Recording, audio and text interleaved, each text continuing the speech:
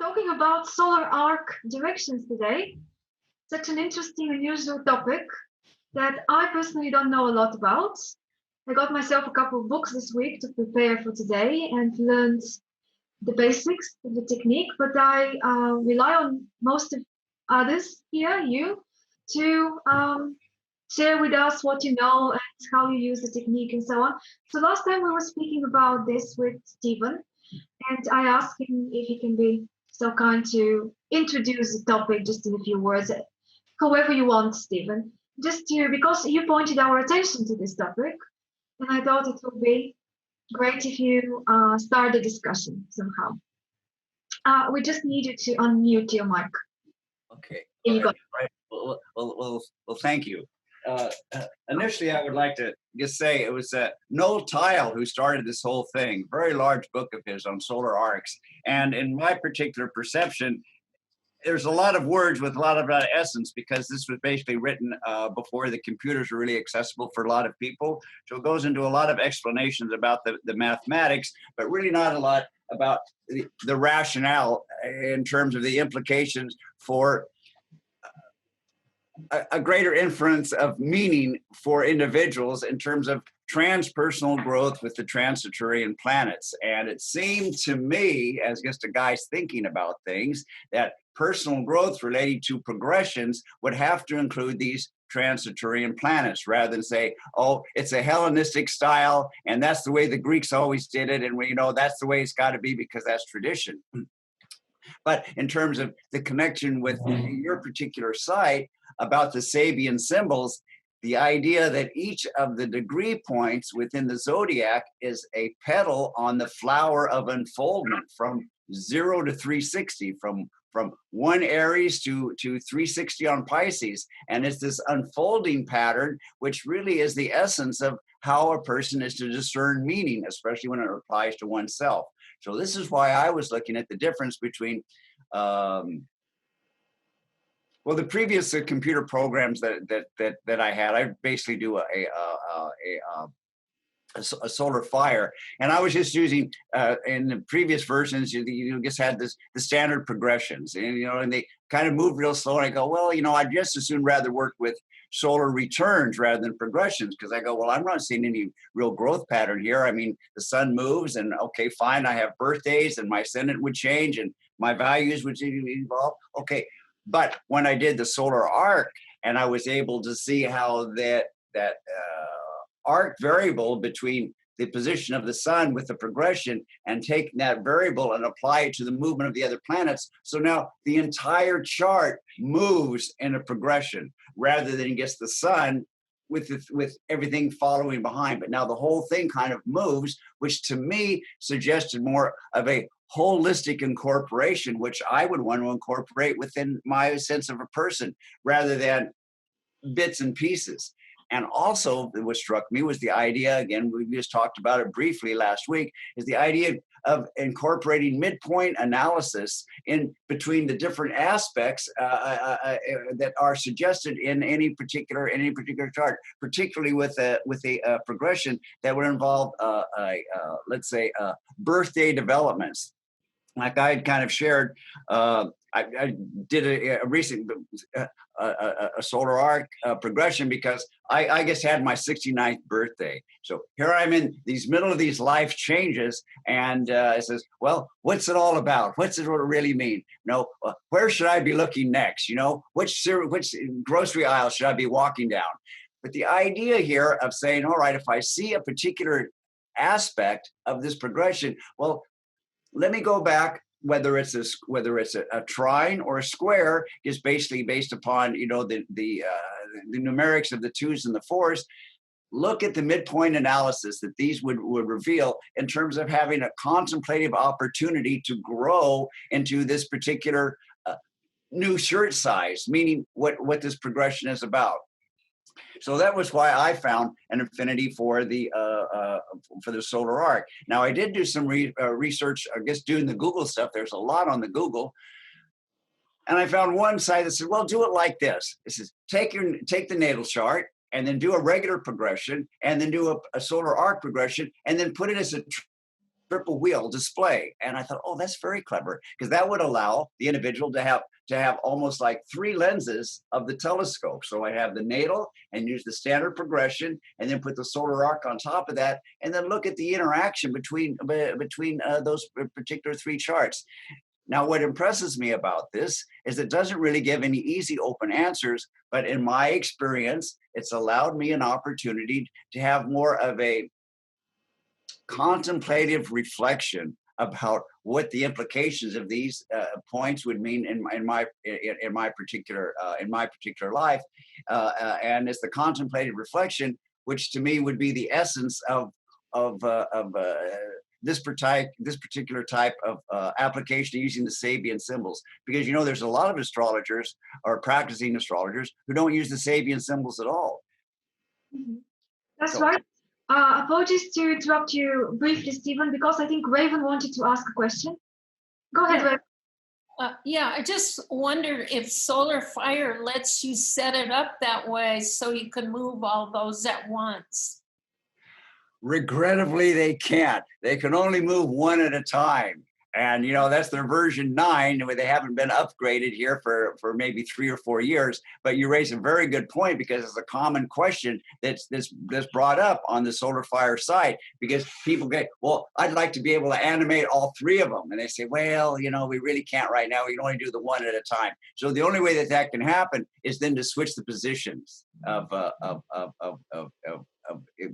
each calculation. Thank you. All right. Now, last week, what I was noticing here is Radlene, is you're very well familiar with the Astrodeans or Astro Theme free site, and I was not aware of its capabilities. I just thought they provided kind of some straight basic stuff, and I never really got into it because I already had a solar fire program. But in watching you navigate through the Astrodeans, I thought, well, this is a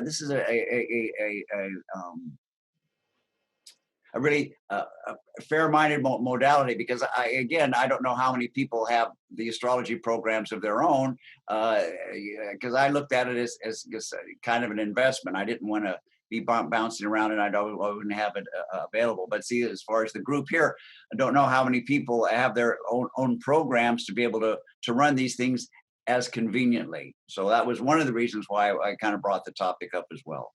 Right. Yeah, that's a very good point. Yes, Raven? Could you tell us what you just were talking about? Is there a program on Astrodienst that allows you to do something? I would like to share my screen with you briefly so I can show you. I think, so here you are referring to Astrodienst, astro.com. And that's what I personally use. I don't have a software just yet. I was thinking about SolarFire, but not sure just yet. And here, as far as I see, there is only 2 things we can choose from about solar arc directions. We can only have the natal chart with solar arc direction together. So you can choose that option from the chart type. I've got here automatically set up my one, and if you do this, then it's going to give you the chart. And on the outer side of the wheel, we can see the solar arc progressions. Uh-huh. So I don't know how many of you are beginners in this technique. Maybe, Stephen, if you want to very briefly explain the very basic way we calculate this. What are the solar arcs about, and why are they different from the progressions? Because some people may not know that. It will be useful just to make it clear briefly. Well, as far as being able to explain the rationale for the mathematics, I would say, well, you know what? It's a bit beyond my capability. That's why I rely on the computers. The idea, though, that I at least have a vernacular grasp upon, meaning kind of like for everyday use, is again this arc variable that's from the natal position of the moon to whatever is being progressed through. That variable then is applied to the movements of the other planets, so that it becomes not just everyone has a one day is 1 year, but it's the variable that is applied to the movement of the planet. So they have it's a relatively different motion, and this goes back to the idea of like what kind of house position does a person choose? Because whatever type of house position a person chooses is going to put planets in different positions, or more significantly at different angles. So Yeah. in much the same regard, it's like, what does a person make a decision about?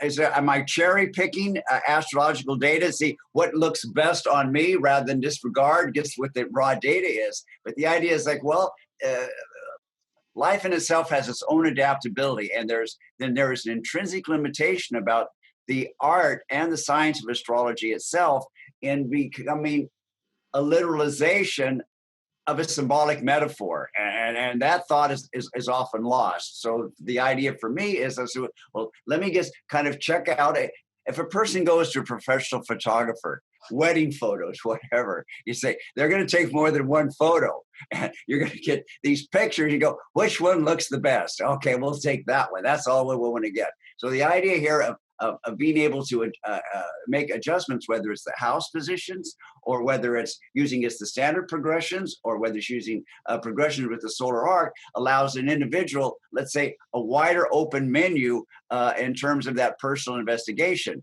And so in this particular regard, what I didn't talk about last week, but again, I'm interested because I have the Sirius program, is the idea then of, let's say, taking the solar arc as a progression and then taking that chart and then investigating the harmonics for the inner dynamics. And to me, investigating the harmonics of the inner dynamics is a very important one, because the harmonics within a chart indicates subtler themes within a person's life that aren't always manifest by external observation. And this is why sometimes really famous or talented people have such tragic inner lives. And you go, well, how come you don't have a happy ever after life? You're such a great person. But get into some of the understanding of the harmonics, and it's easily seen that there is an inner dynamic that is an archetypical implication in that person's life. So as we live, again, getting back to the Sabian symbols, because each of these points represent full archetypes of an expression, it then allows the individual to say, well, am I living my life as the archetype manifestation, or is the archetype manifesting itself through me? Yeah. If the archetype is manifesting it through me, I can expect chaos and a lot of disruption, because my personality isn't in tune and harmony with this more harmonic expression of my own personal growth. Mhm. All right. You are raising the point about harmonics, which makes me remember something. Some of you may know about a recent book by Mike Erie, which I had to look at more in detail lately because he asked me to review it for him. It's about harmonics in astrology, and not just harmonics, but it's called Harmonics of the Spheres, and it combines many different methods, including the cyclical model by Woodier, and combining that with other methods, including harmonics. So I think you're going to find that book very interesting. If you, now, you were saying you're referring to Mike Eyer's book? Yeah, that one here.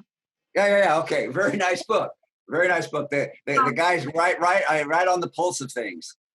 Mm-hmm. I was very surprised because the first part of the book is like an astronomical handbook for astrologers, something that I really needed.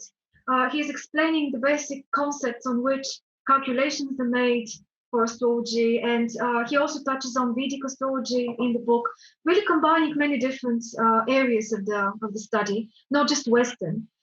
So it's mainly Woodier plus harmonics plus Vedic a little bit. So it's really, really valuable book, I think.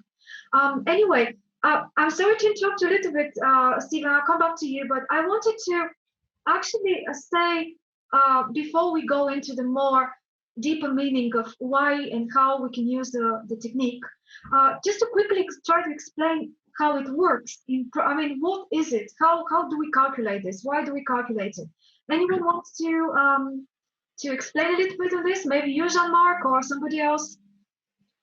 I have no experience with solar arc, and so I suppose it's based on the fact that the sun being the central symbol, you can apply the pace of the sun and keep the whole chart having the same interrelationships between the planets, because all the aspects between the planets remain the same. So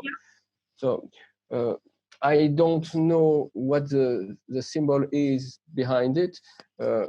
What is great with solar arc is you don't have the problem of the calculation of the progressed ascendant and progressed MC, which becomes so complicated with progressions. Yeah. So but I don't know. I don't have experience. Okay, well, practically, I also don't have a lot of experience. I've been experimenting with my own chart in this last week to see, and I have been discovering a lot of connections. But just to say briefly, with normal progressions, secondary progressions that many more people use, that we're not talking about today, every planet progresses in this formula 1 day equals 1 year, depending on its own speed. So depending on the speed of each one of the planets. So that's how we normally get to the secondary progression starts. But with the solar arcs, we've got the sun as the main factor. And the sun moves approximately 1 degree per day during the year.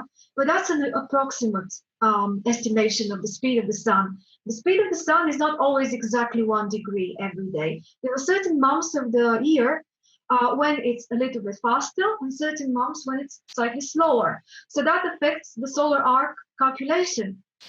So I have read this week that there were 2 ways people do it with solar arcs. And obviously we can choose one or the other depending on what you like. Some people just move it 1 degree constantly per year and as an average. Others use what is called a solar arc, and the real arc means the real number of degrees and minutes that the sun covers on each day of the year, which again varies a little bit during the year. I think that during the winter months, it is faster. And during the summer months, it's slower. So during the summer months, you can have something like 53 minutes per day. While during the winter months, it's usually around 1 degree per day. So because of that difference, we need something to calculate it exactly, like a program, a software, this website, whatever you can, even though this is supposed to be the easiest technique to calculate, because everything is moving in the same speed, in the same rate. Basically, if we move the sun 1 degree, we move the moon 1 degree, Venus, Mars, everything else in the chart. So that's why you can see how, this is just for illustration, how this chart remains basically the same, but everything shifts forward in the zodiac and in the houses. And as Stephen rightly said, depends what house system you use. There can be variations there as well when certain solar arc planet enters another house. I personally use Campanus, as I mentioned before, but you can use whatever you prefer. Basically, we have this. I mean, there were so many different things that I discovered this week. I will just mention one more before I let you also continue.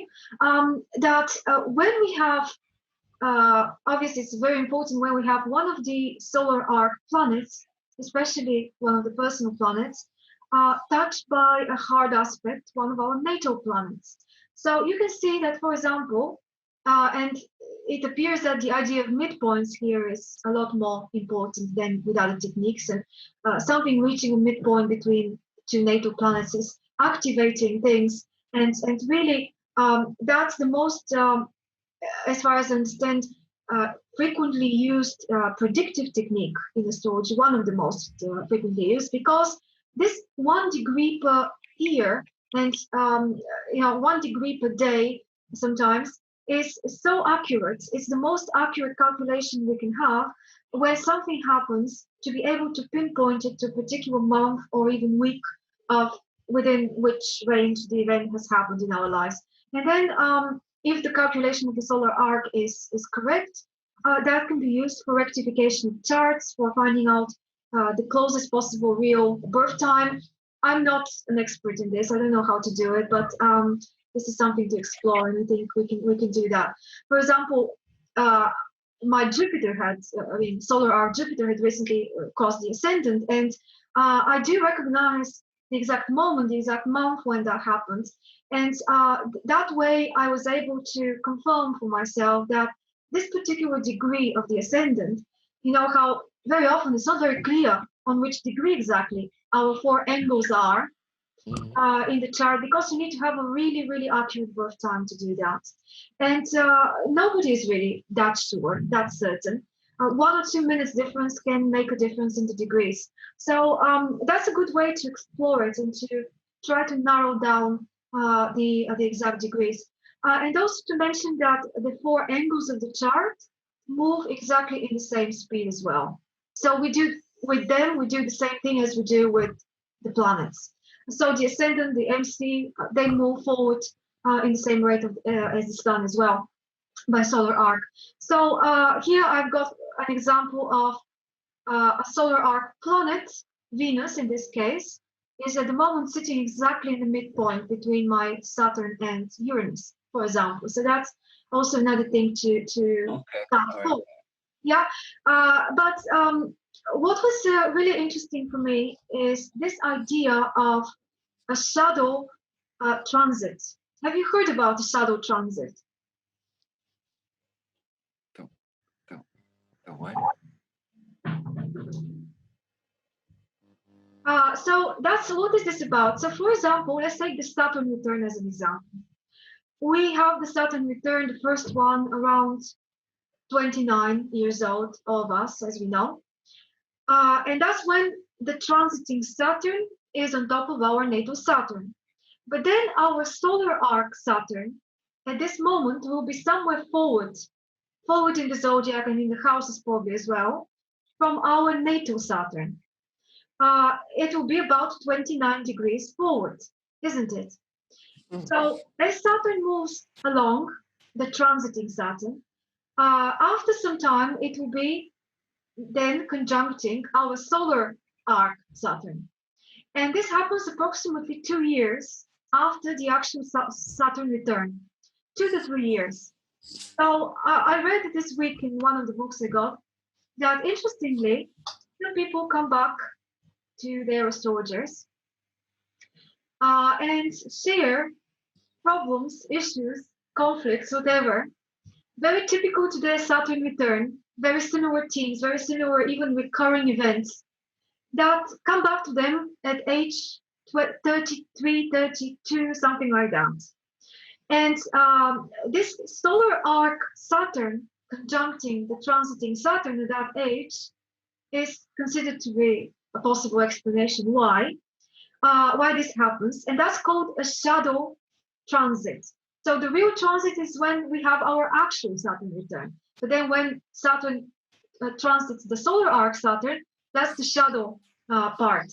And within that whole period in between the two, we're dealing with the transit. We're dealing with in this case, the Saturn return. But that's just an example. You can do the same thing with other things as well. For example, if something transits your moon and then transits the solar arc moon, similar recurring themes can be coming back. But interestingly, it's usually in another sign now and in another house. Not always, but most of the time, the solar arc position of the planet is, of course, forward from the natal one. So by the time the transiting planet is aspecting it, we're dealing with this same theme, but in another house and in another sign. So yeah, if you wish to say more about this, or if you want to comment, go ahead, anyone. My comment is that I wonder if the multiplication of techniques won't end up by making us, with the progression, the transits plus the progressions plus the solar arc and all that exists, then you will have a peak moment every day of every year. Yes. So how do you sort this out? I think we have to be selective. That's my way of doing it. I try to not do everything, and I'm interested in everything, but when I personally work, I want to decide which techniques I would include, because the moment they become too many, we become counterproductive. We're not that helpful anymore, isn't it? Because we confuse ourselves, we confuse the person that we're trying to advise, And maybe for some cases, some of the techniques will be more suitable than others. And there may be, like in my case, I'm exactly 32 years old at the moment, and this solar arc discussion of shadow Saturn return is very relevant to me. And if someone comes to me for consultation that's also that age or the age after, just after 60, for example, then I may say to myself, let's see the solar arc chart for that person, because that may give me something very valuable. While, in other cases, it may not be that relevant. What do you guys think? Well, I was going to say that it's important for all these tools to be in our toolbox and to expand gently. Like, I don't know about solar arcs. I still don't understand them, even from right now. I'm not quite getting it. But I think to also develop intuition to apply with the science of astrology, and that if you lose your intuitive spiritual impulse of what feels right, and also feedback from your client, then it is just a hodgepodge of conflicting methodologies. But like you said, in your particular case, which I still, listening to you, I couldn't understand, I'm so sorry, but how a transiting Saturn comes along at 28 or 29, and then the shadow one with the solar arc comes at 32. Okay, let's explain one more time. I'll try to make it a little bit more simple. Well, I don't want to be the only person who doesn't understand that you have to repeat yourself. Yes, I'm absolutely sure you're not the only one. I didn't quite explain it very, very clearly, I think, the first time around. So it's basically, so this is my birth Saturn here in Sagittarius in the 7th house, you can see it. And in 2016, Saturn was there on top of it. So that's when I had my Saturn return.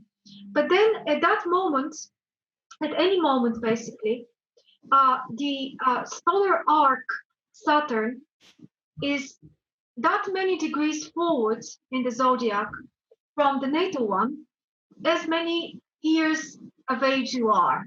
So when I was 29, approximately 29 degrees forward. So this is what the 18th degree, 17th, 18th degree of Sagittarius is my birth one. So if we add to that another 29 degrees, we would know where was the solar arc Saturn at that point in 2016, isn't it? But then everything moves. So all the planets in the solar arc directions chart move 1 degree per year, approximately, each one of them. That's why it's easier than the other progressions, because all of them are the same. All of them move just 1 step, 1 degree per year. And always we've got the solar arc planet forward than the natal one. So when we have a transit, this transit first touches the actual natal planet, and then sometime after that, it touches the solar arc planet. Does that make sense? Yes, that's helped. So when I'm looking at your chart right now, the green Saturn is 32 degrees from your natal Saturn? That's correct, yeah. Okay, and my question is then, so the distance between all the planets on the outside is exact to your natal distances between them?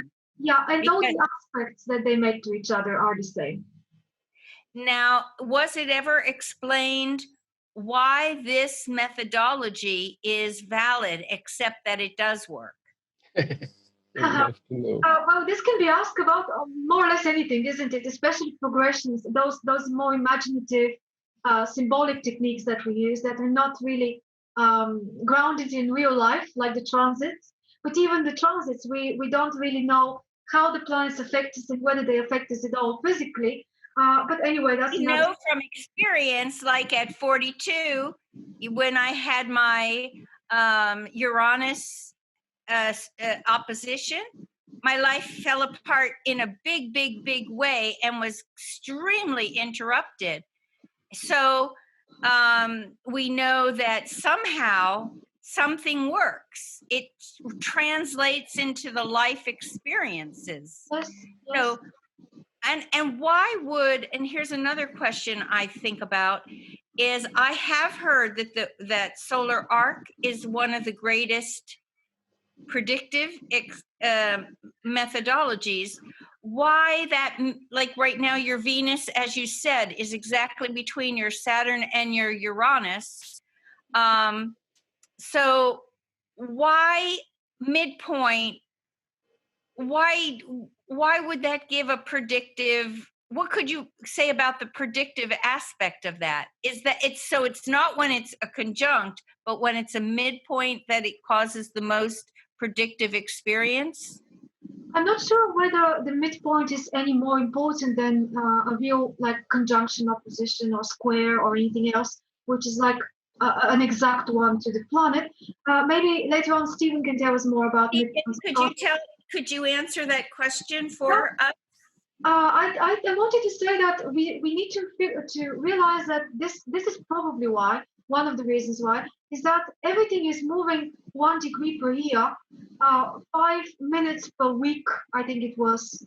Correct me if I'm wrong, something like this. So it's so easy to pin down the timing of something. So when this Venus is there exactly on that degree, that's quite.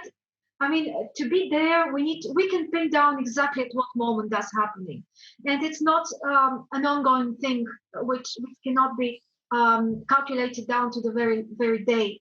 Yeah, and that's one of the reasons probably why it's such a concentrated dynamic energy when it's affecting something in the birth chart. I don't know. Any other ideas, comments? What do you think, Stephen? What about the midpoints? Microphone? He's muted. Stephen, you're muted. He's going to unmute himself. Okay. Well, so very kind of you with your self-disclosure there, Lisa, to use your chart like that. Because, and let's say as a young person before 28, let's say between the ages of 19 and 24, when it's like I'm just kind of growing up, but here you are with a natal Saturn conjunct Uranus in the 7th house, you go, oh, everything's just kind of chaotic. I don't know which direction I want to go in life. I've got all these different directions. I've been pulled. I'm having responsibilities. I've got people disagreeing with me. I'm trying to find a sense of compatibility. You go, what the hell is going on?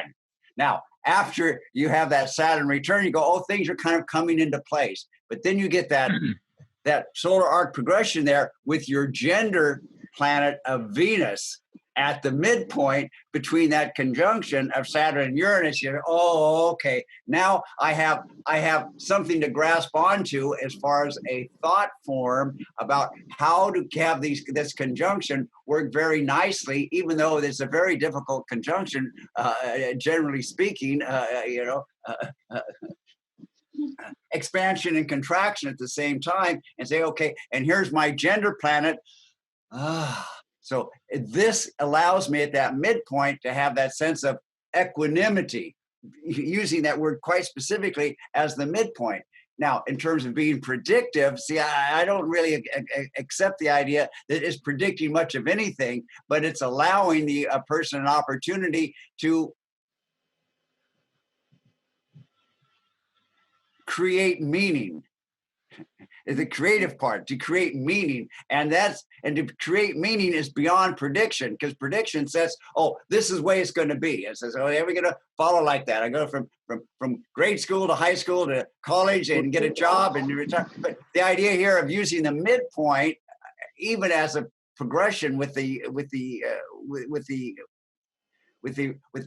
natal chart, allows an individual to kind of pick and say, well, there's a particular theme that was either strongly identified in my natal chart, and I'm still trying to work through that as my progression is still moving me through life.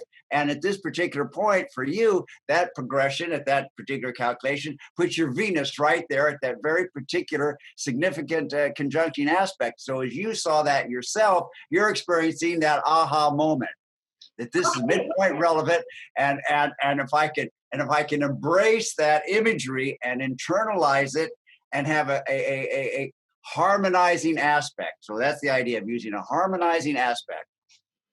Right. Well, thanks for the interpretation. Well, I didn't expect you're going to go in this direction, but that's very yes. So if maybe we can say that the midpoint, the fact that it's a midpoint, combines it kind of sits in the middle between the two planets in the conjunction.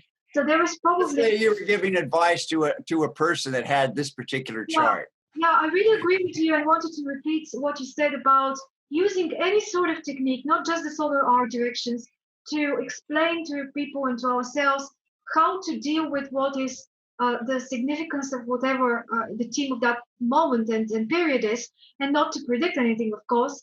But this technique, the solar arc, is the most probably the right word is not predicting, it's more timing. So we can time things more accurately. Yeah. Oh, yeah. All right. Yeah. And then once we're able to time something, then down to the week and down to the day, then we can maybe discuss with the clients certain occurrences which are very like typical occurrences. I was amazed in the last week discovering things in this chart because with the solar arc, this is pretty much the first time I look at the solar arc directions for myself. And when I came back to London a few days ago, after many months being away, a few incidents happened here, and these incidents were so surprising, so unexpected, and it was a kind of the past coming back.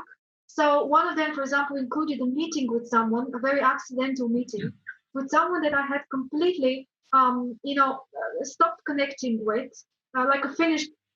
I was thinking it was a finished relationship and connection from many years ago, and actually it was 3 years ago exactly. Last time I had this separation of ways with this person, and there were no chances theoretically to we would ever meet again.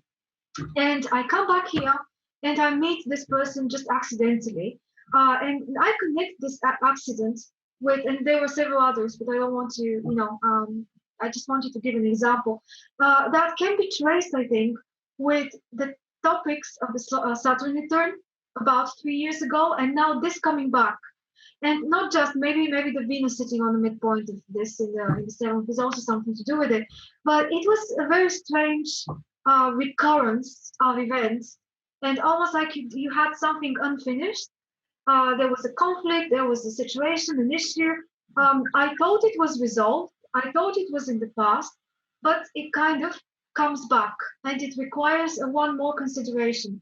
Or other things were simply thoughts and memories out of a sudden, without any trigger, without any reason, of issues and troubles from again about 2 to 3 years ago, which is very, I think, kind of showing that the technique somehow is working.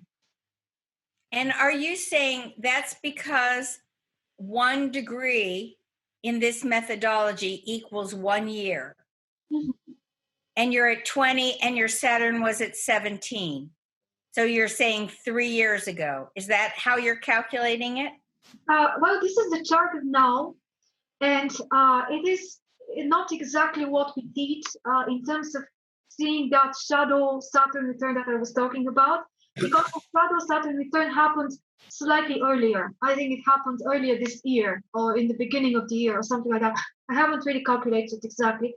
This chart Well, I'm just talking about looking at what's in front of us on the screen. Yeah. Your Saturn is at 17. Yes. And I know 51. And your Venus is at 20. So that's 30 degrees. That's 3 years since you were in London. Is that what you're trying to say? Oh, is perhaps your womanhood had an event when it was the Venus was on top of the Saturn, and now is midway in between. Oh, that's your interesting contribution and observation, which I never even noticed. That's a very well. I was actually not even thinking of that, but yes, exactly 3 years ago, Venus should have been exactly on the Saturn. Yeah, that's correct. Which probably started the whole thing, started the whole aspecting pattern. Now it's midway between the two, and then in another 3 years, it's going to be on top of the Uranus. So yeah, that would be interesting. Yes, Raven. And another question I have is, how do we, if I'm not occupying too many questions, but how did we decide that 1 degree, I know we do it for the lunation cycle, that 1 degree equals 1 year? And maybe if Dwayne is here, he could answer that for us. Is Dwayne around? Yeah, I can see Dwayne on the screen. Any comments? Okay, I can't see him. That's why I'm asking. But how did we get to this, that 1 degree is 1 year? Because it looks like it works for the lunation cycle, and that's what we do for the solar arcs. But I want to understand more of the logic. Okay. Any comments? Yeah, the logic is the logic is that it's analogical thinking, that everything is like everything. It's a bit like when we think of the fractal, or when we think of the hologram, we say that actually we've got the same patterns reproducing at every level. And I got it. And 1 day is 1 cycle, 1 basic cycle of life, which is one rotation of the Earth on itself, and 1 year is another most basic cycle. So it makes sense to make the correspondence. Thank you. That's very nice and easy. Yes, I think that's the essence of it, isn't it? The 2 most important, so-called most important cycles for human life and for astrology and for, what. Do you know, yes. Do you know the man named Michael Talbot? Anybody? He wrote The Holographic Universe. You do. Stephen does. Anyway, I'm wondering if wasn't Michael Talbot at all a astrologer? I've got the book. I could go back and read it now, but I'm curious. It's a brilliant book if you've never read it. The Holographic Universe by Michael Talbot. Sounds interesting. Yeah, we'll check it out. Lauren, you can put it down as a title in the chat box if you wish. Oh, thank you. That's a good reminder. I add a thought here. Yeah. This rationale about the 1 day, 1 year. Actually, it was a couple of weeks ago in one of the Chaldea Rudyard essays, speaking about, again, getting back to this fractal recursivity of self-similarity, because the Earth has its orbit actually 1 day, and then the Earth itself has an orbit around the sun 1 year. And in one particular regard, this kind of corresponds to kind of the Vedic idea of time and the yugas, the idea of a day of Brahma, a life of Brahma, and a day of Brahma is like 100,000 human years. So the idea of taking this fractal recursivity of, let's say, the larger to the smaller and the smaller extrapolated to the larger, to say, okay, if the planet rotates 1 day, but it rotates around the sun in 1 year, then that was the logic to make the correlation of 1 degree for 1 year as the day itself moves the sun. And in that particular logic, it says, okay, fine, we can accept that without having to empirically prove it, but it follows from the idea of self-similarity and fractal recursivity. Now, the phrase fractal recursivity really wasn't in common language until the Mandelbrot computer programs showed how these things just go from the infinite small to the infinite large. So, because I'd always been confused about the rationale. How come they picked that? 1 day for 1 year. And then when I came across the Talbot material as well, and then once I came a little more into the Vedic and Hindu cosmogony, I said, okay, fine. We're working with large and small scales, and to make this thing work with the planet to itself and the planet to the sun is much the same way as the individual to the natal to the individual with their progression. And so to me, it seemed to be very reasonable. I could accept that emotionally. Sounds like the holistic idea of the little whole becoming the parts of the, anyway. Yes, Deborah, would you like? I believe the root of this, taking this 1 year cycle also lies in Vedic astrology. Now, I hope most of you are aware about the lunar mentions. Basically, they are the constellations which are traversed by moon. So we also have a progression chart called the Varsh Phala chart. Now, Varsh is the year chart. So it is to be casted when the moon is in the same lunar mention as of your birth, which is going to see, although every month it is going to come into that same mention. But when the sun is in the same mention, which is going to be after one entire solar year, and moon again is going to be in the same lunar mention. So basically, we are going into the roots of it. We are going into intricacies here. So that is why the solar cycle gelled up along with the moon, because moon is moving very fast and we are taking very minute details for moon when dividing the one single zodiac sign into 27. We are dividing all the 12 zodiac signs into 27 different lunar mentions. So it is the solar cycle that is coming back again in alignment to the moon, having the same lunar mention as of your birth. So even in our Vedic system, we have the Varshphala system, which is again this solar cycle, which comes after a year, and we are casting an entire fresh horoscope and seeing the different variations of the placements of the planet. So I hope that somewhat supports what everybody has been talking about. Yes, definitely, definitely. We are all quite new to Vedic, but treat us as newcomers to it. And if you wish to explain anything, is it called nakshatras? The 20. Yes, absolutely. See, they are the nakshatras, the 27 nakshatras. They are the astrams of a zodiac sign. They are divided into 27 different constellations, and every constellation has a specific deity and a symbol. Right. And that the mythology of the deity goes back hundreds and thousands of years back. And when we connect that mythology with the present natal chart, it gives you very precise results over the aspects of one life. And regarding the solar arc thing, we have a similar concept in Nadi. That is a Nadi Jyotish, what we call. That is a very ancient science again. In Nadi Jyotish, we have two different ways. One is similar. We are going to observe the transits of the current transit over the natal planet. So we are superimposing. Basically, we are superimposing the current transit over the natal chart. Like recently, a few years back, your Saturn has transited over natal Saturn. So I have my notes here. I have made my notes here, which clearly tells me few things. It's very easy. In Nadi is the simplest form of astrology, if you want to know about that. So it simply says if Saturn is transiting over Saturn, it indicates additional work, heavy work, additional labor. Because for Saturn, we take it as a karma karaka, or something which is very much associated, deeply rooted with your profession.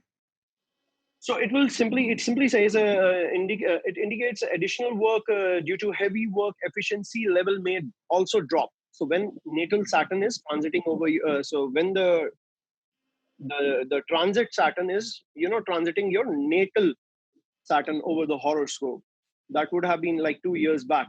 Mhm. So it shows that there will be a lot of stress, and there can be some ups and downs in the health, and change in some lifestyle, or maybe change entirely in some aspects of your profession, or maybe shifting from one place to other. That may be also possible. So there are two concepts. One, we are taking transit of the planets over the natal planets. Another, we are taking the house to house system. Like as in your solar arc, you are taking you are incrementing 1 degree for every planet after the birth, right? If I am getting it right. Yes. That's what is happening in the solar arc. But in Nadi Jyotish, there are many different sages who have written different texts over Nadi. But I'm talking about one of the most famous, that is Bhrigu Nandinari. The Rishi Bhrigu, the sage Bhrigu, wrote this down. And in that, we are taking equal houses, not the cuspal houses, the equal houses. So simply assuming that no matter where your Saturn is in the natal chart, if it is, your Saturn is in, I believe, what is the sign your Saturn is? Sagittarius. Sagittarius. So if Saturn is in Sagittarius, regardless of it being at 1 degree, 10 degree, or 29 degrees, it is going to be assumed as it is in Sagittarius. So for every single year, every single solar year, we are assuming the horoscope is traversing one next house. So for the first year, you're going to get the result of the first house. For the second year, you're going to get the result of the second house. For the third year, you're going to get the result of the third house, and so on. So that cycle completes every 12 years. So there are two different ways, and there are many other ways also then with which we apply all this. So basically, I believe that the solar arc system is somewhat, Vedic and the Western system, they go well hand in hand. I believe they are more or less the same sides of coin, just just a little bit different, but we are falling on the same ground here. Yes, yes. Well, it's so useful to explore both sides of the story, isn't it? So that we can get a more, I don't know, to have something to choose from, as Lauren said, to have it in our toolbox, and then decide when to use it. Yes, Vanya?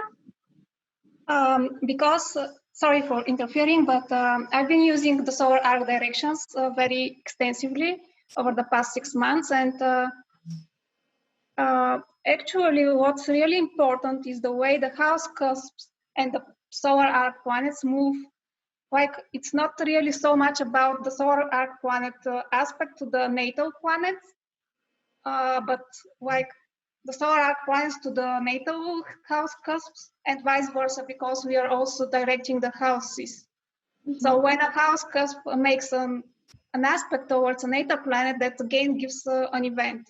And the difference between the progressions and the solar arc is that progressions are really very much about psychology and psychological development, while solar arc directions give events. And because I have used it and I've seen it, that it gives predictions, I can confirm that the solar arc directions are really about events and not so much about psychology. Okay. And yeah, and for that purpose, it's good to have a program which has all the cusps with their degrees and see how they move and how they make aspects to the natal planets, as well as the solar arc planets to the natal cusps, because that's really what triggers the event. Yeah, that's such a good point about the difference between the progressions. I did read this week, as I'm totally new to that really progressions is so much about inner development, inner kind of time frame of growing into life and adjusting to the different ways we most of the time internally live through things. While with solar arc, as you said, that's probably answering Lauren's question earlier. One of the reasons why it's predictive, that it really brings out moments in life when you can really register what happens that relates to the theme of the solar arc, be it a transit or some sort of aspect to cusps or to other things in the chart. And also, Vanya mentioned the exact degrees of the houses cusps, which I also think are extremely important to be able to see on the chart, which is why I like that recently adopted by me format, going back to the chart quickly just to show you how here with this format of chart calculation, which is called in astro.com, it's called Anglo with Zodiac. I don't know if you want to experiment with that. I really like the fact that here it's got the degrees of the house cusps. Yeah, so with solar arc, we can see that, for example, here the moon, let's say, just picking something randomly, the solar arc moon is after a couple of years is going to cross the 8th house cusp, and that's also progress forward, isn't it?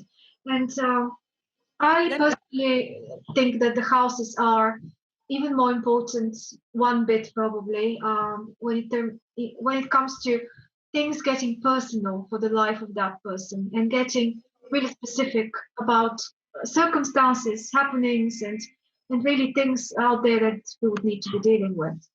Now, you say that this chart we're looking at is showing the house cusps, But would you say that 25, approximately 24, 40 minutes is then the house cusp of your ascendant? And is that what you're trying to say? Where, when you have this uneven, I mean, I use the equal houses, so it would always be that all the way around the houses.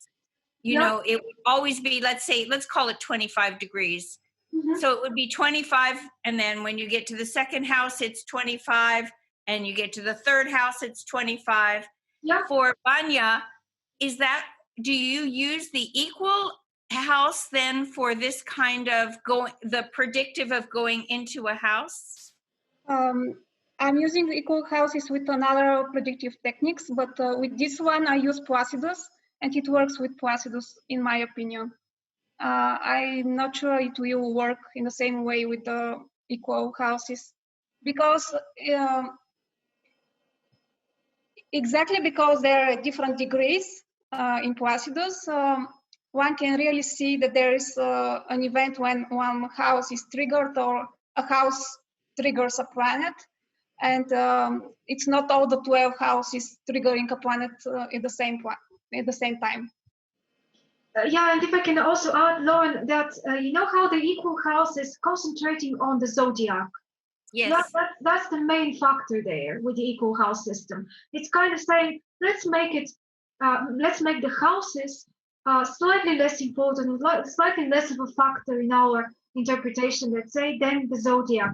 While the other one, that Placidus, let's say, or Campanus or whatever else, which is based on the house cusps calculated in that other way, really gives this difference of space. The division of space into different sizes of sectors. Yeah, like this one is giving a result of certain houses being huge and others being very small. And then the different degrees, as Vanya said, are particularly important trigger points, that particular degree, and not just any degree in the sign. I guess with equal houses, it doesn't really matter what degree we're talking about, as long as we are still in that same sign, isn't it? As the signs are more important there. And the signs are more important, Vanya, in in the predictive manner. Is when you go into a house or when you go into a new sign? Here, exactly with this technique, it's the houses are more important than the sign, although the sign is also important, but it might not always give an event. While if, for example, when the moon enters the 8th house after like two years, it will be an event, I'm not quite sure. But when it enters Capricorn, okay, it's not that sure. I mean, if the cusp wasn't exactly on the Capricorn first degree, but Capricorn was, for example, more far away. If the moon enters Capricorn, it might give an event or not. But when it enters the 8th house, it will certainly give an event. Yeah, and that makes sense when we think about what is the house and what is the sign, how the signs are more psychological attunements to things. Exactly. Styles and things that kind of, the moon is going to change mood when it goes to Capricorn. Something in my mood is going to switch to that other energy dynamic.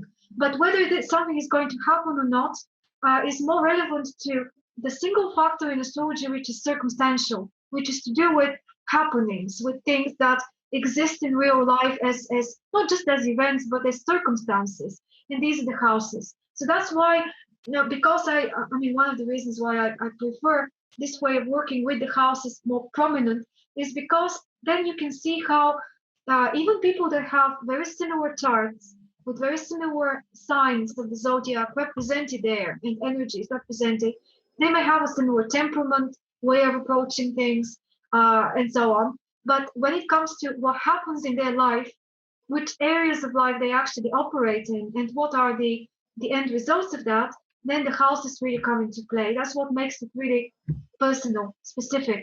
But yeah, I mean, there's so many. Nothing is, as we always say, nothing is right or wrong. But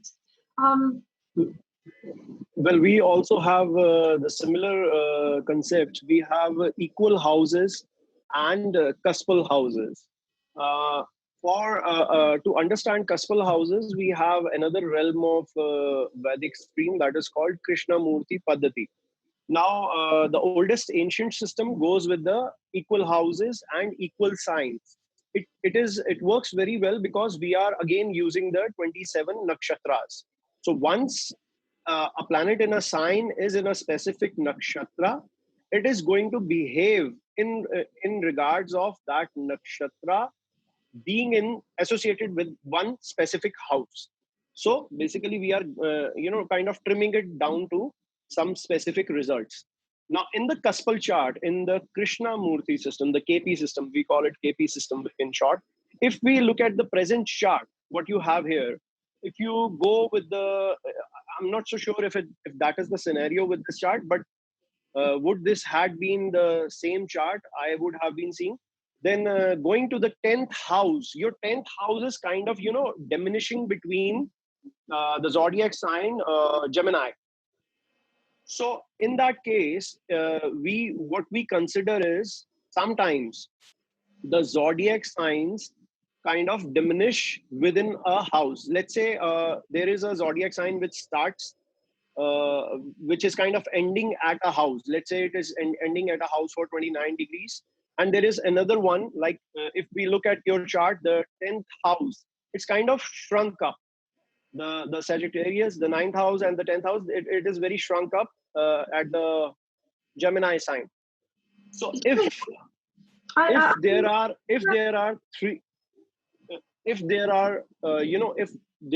a sign which kind of shrinks within a house, so there is another sign which is let's assume that Taurus is starting within the 9th house and just at your Gemini. I mean, there is the 10th house. I see this house shrinked up.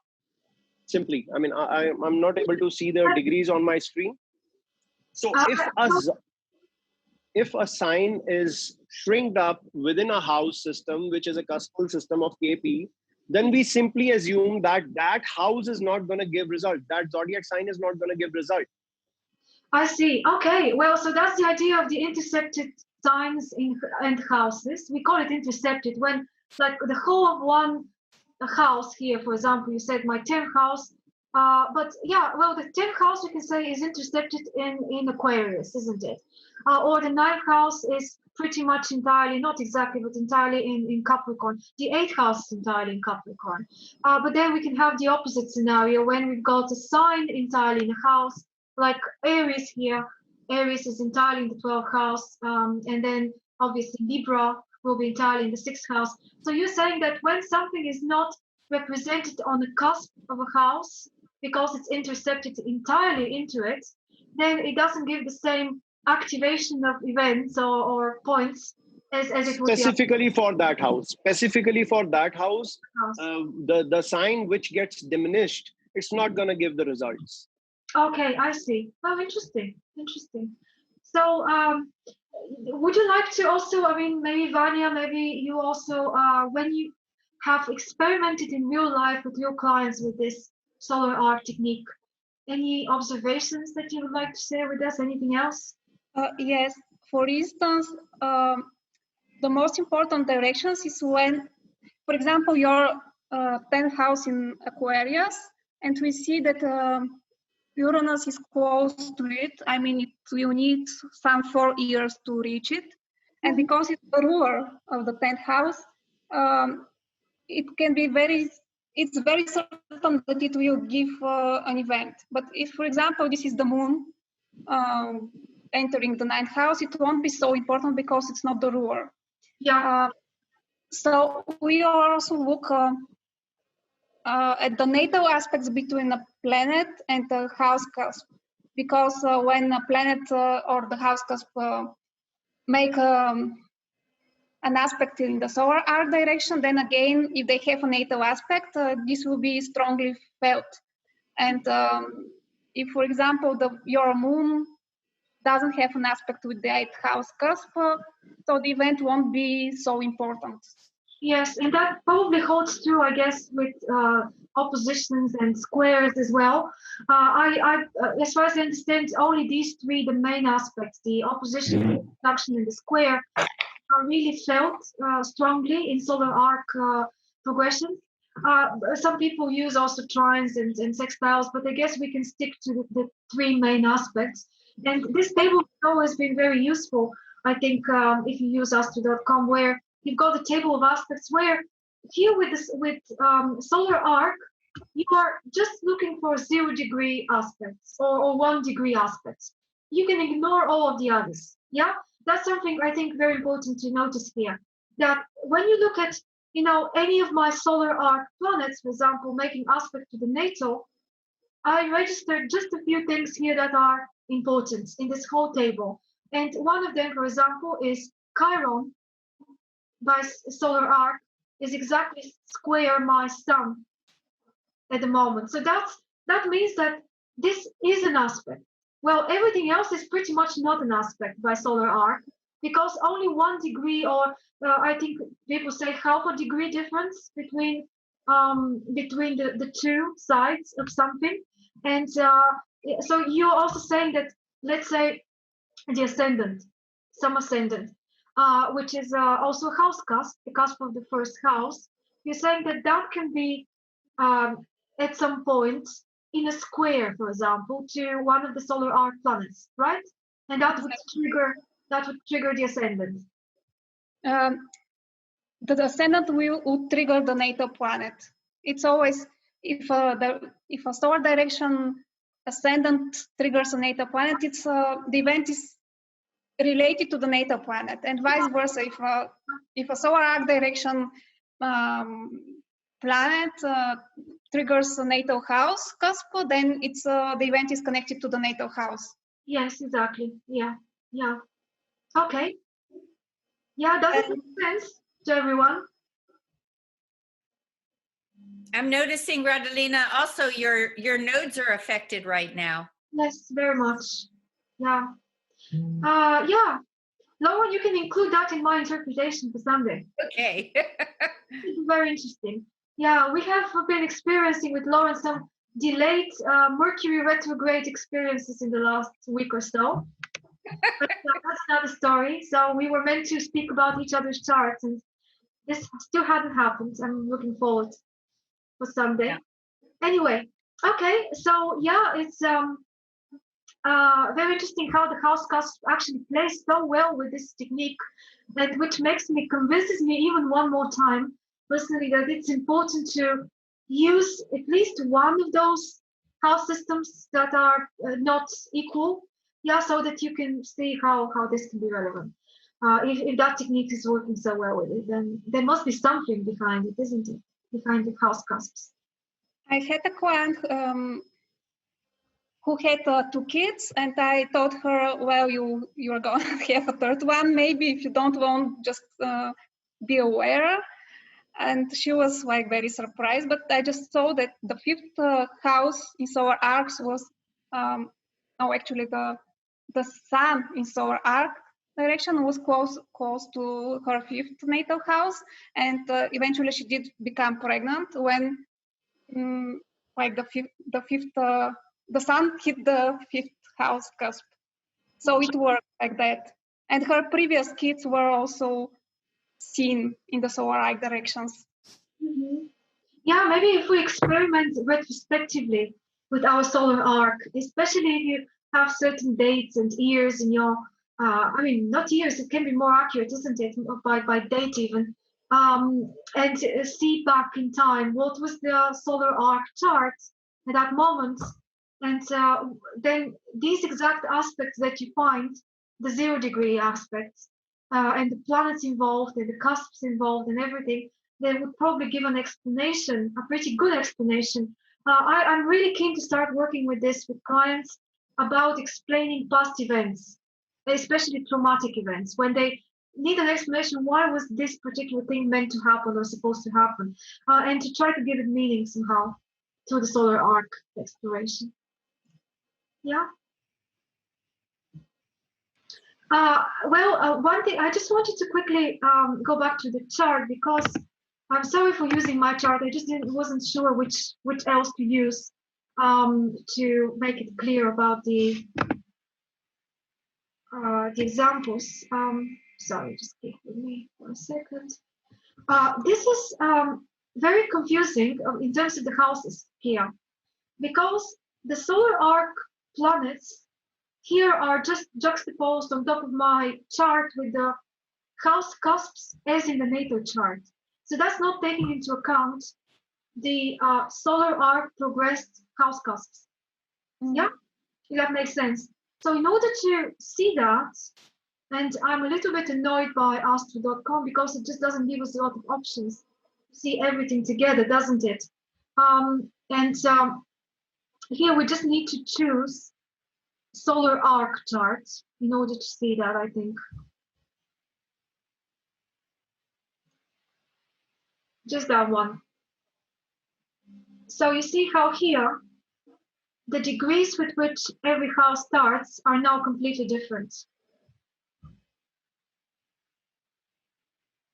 Yeah, is it possible to follow that? So my ascendant, natal ascendant was 25th degree of Taurus, while this solar arc progress ascendant is 27, 28 degree of Gemini, for example. Yeah. I don't understand. Does anyone else not understand? How did that happen? So this is, here we're looking at the actual solar arc progress chart. You know how you can also calculate your progress, secondary progression chart.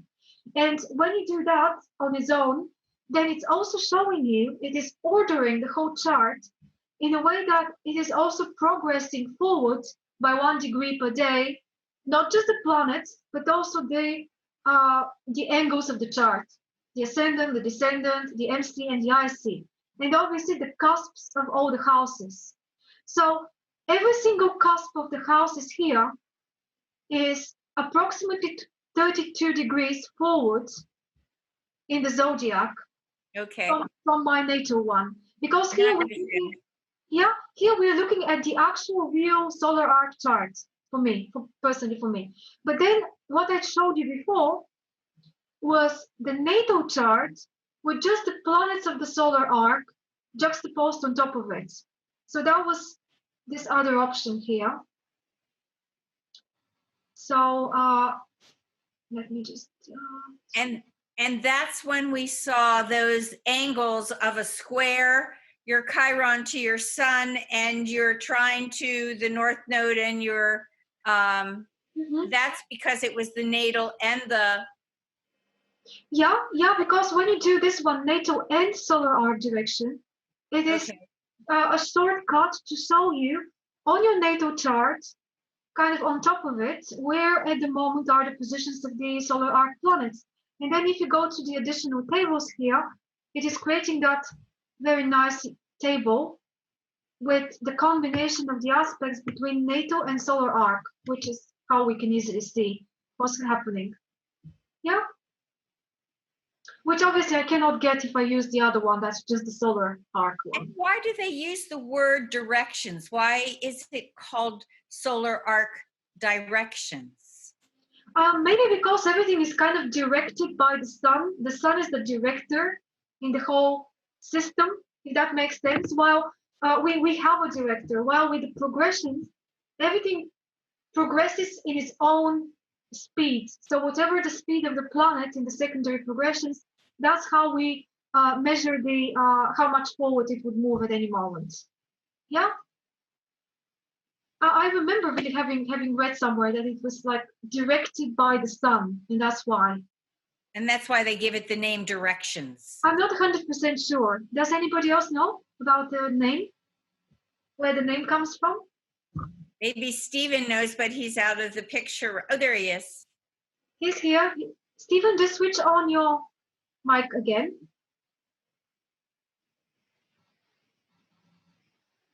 Yes, I stepped away, so I missed the question. The question was, why do they call it solar arc directions? It's the word directions that gets me wondering, why are they calling it that? Oh, well, that's it. All right. Truistically, it seemed to me that that was the similar word of a progression, because it's going in a direction of a future orientation.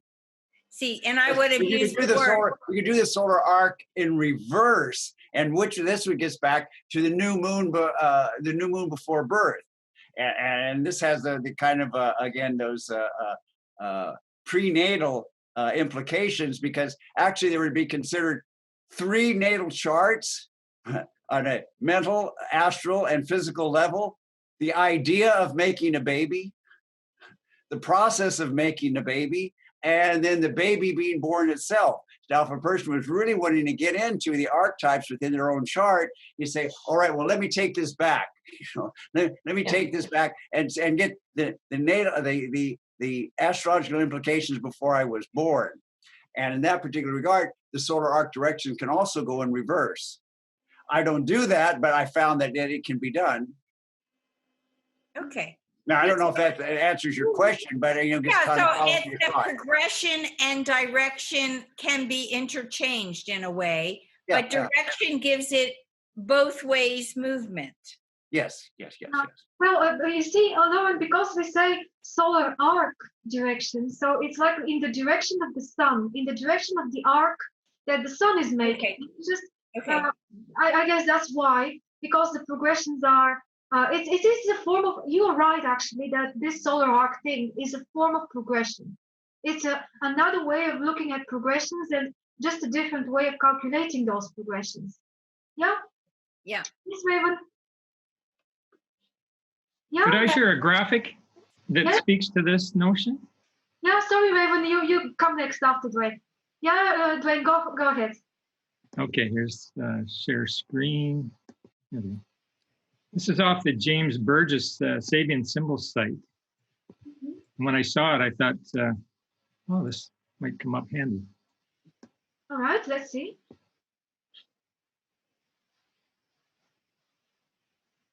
So just the graphics alone, do they speak to people? Yeah, very nice.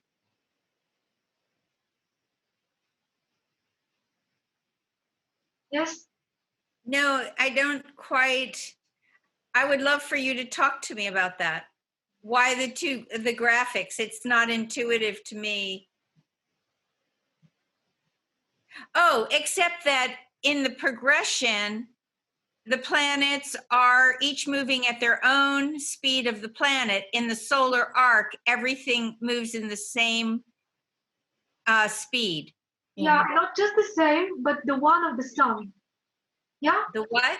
It's not just moving by the same speed, everything in the solar arc, but it's moving by the speed of the sun in particular.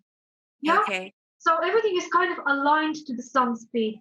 And it's very important to remember that it's not always just 1 degree per year or 1 degree per day. Sometimes there is a variation. So let's say if you're over 60 years old, there will be a discrepancy there in the degrees. So you may think, I'm 60, so everything should be 60 degrees forward, but you may discover that it's 62 degrees forward or something like that.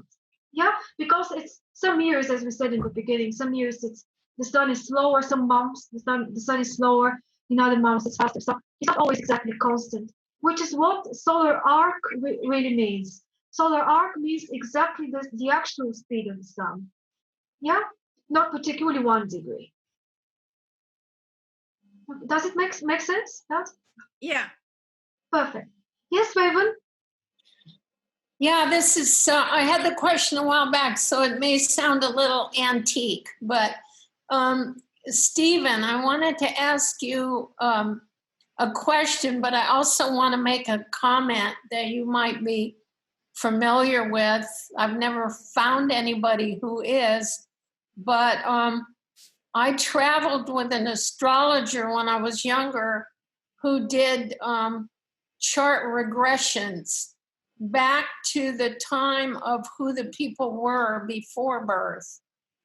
And he calculated those in a really extraordinary way. And I hate to explain too much because it gets even further out, but he takes them to an event where they all were participants. He did that in various communities where he brought people together from various places to recreate the event.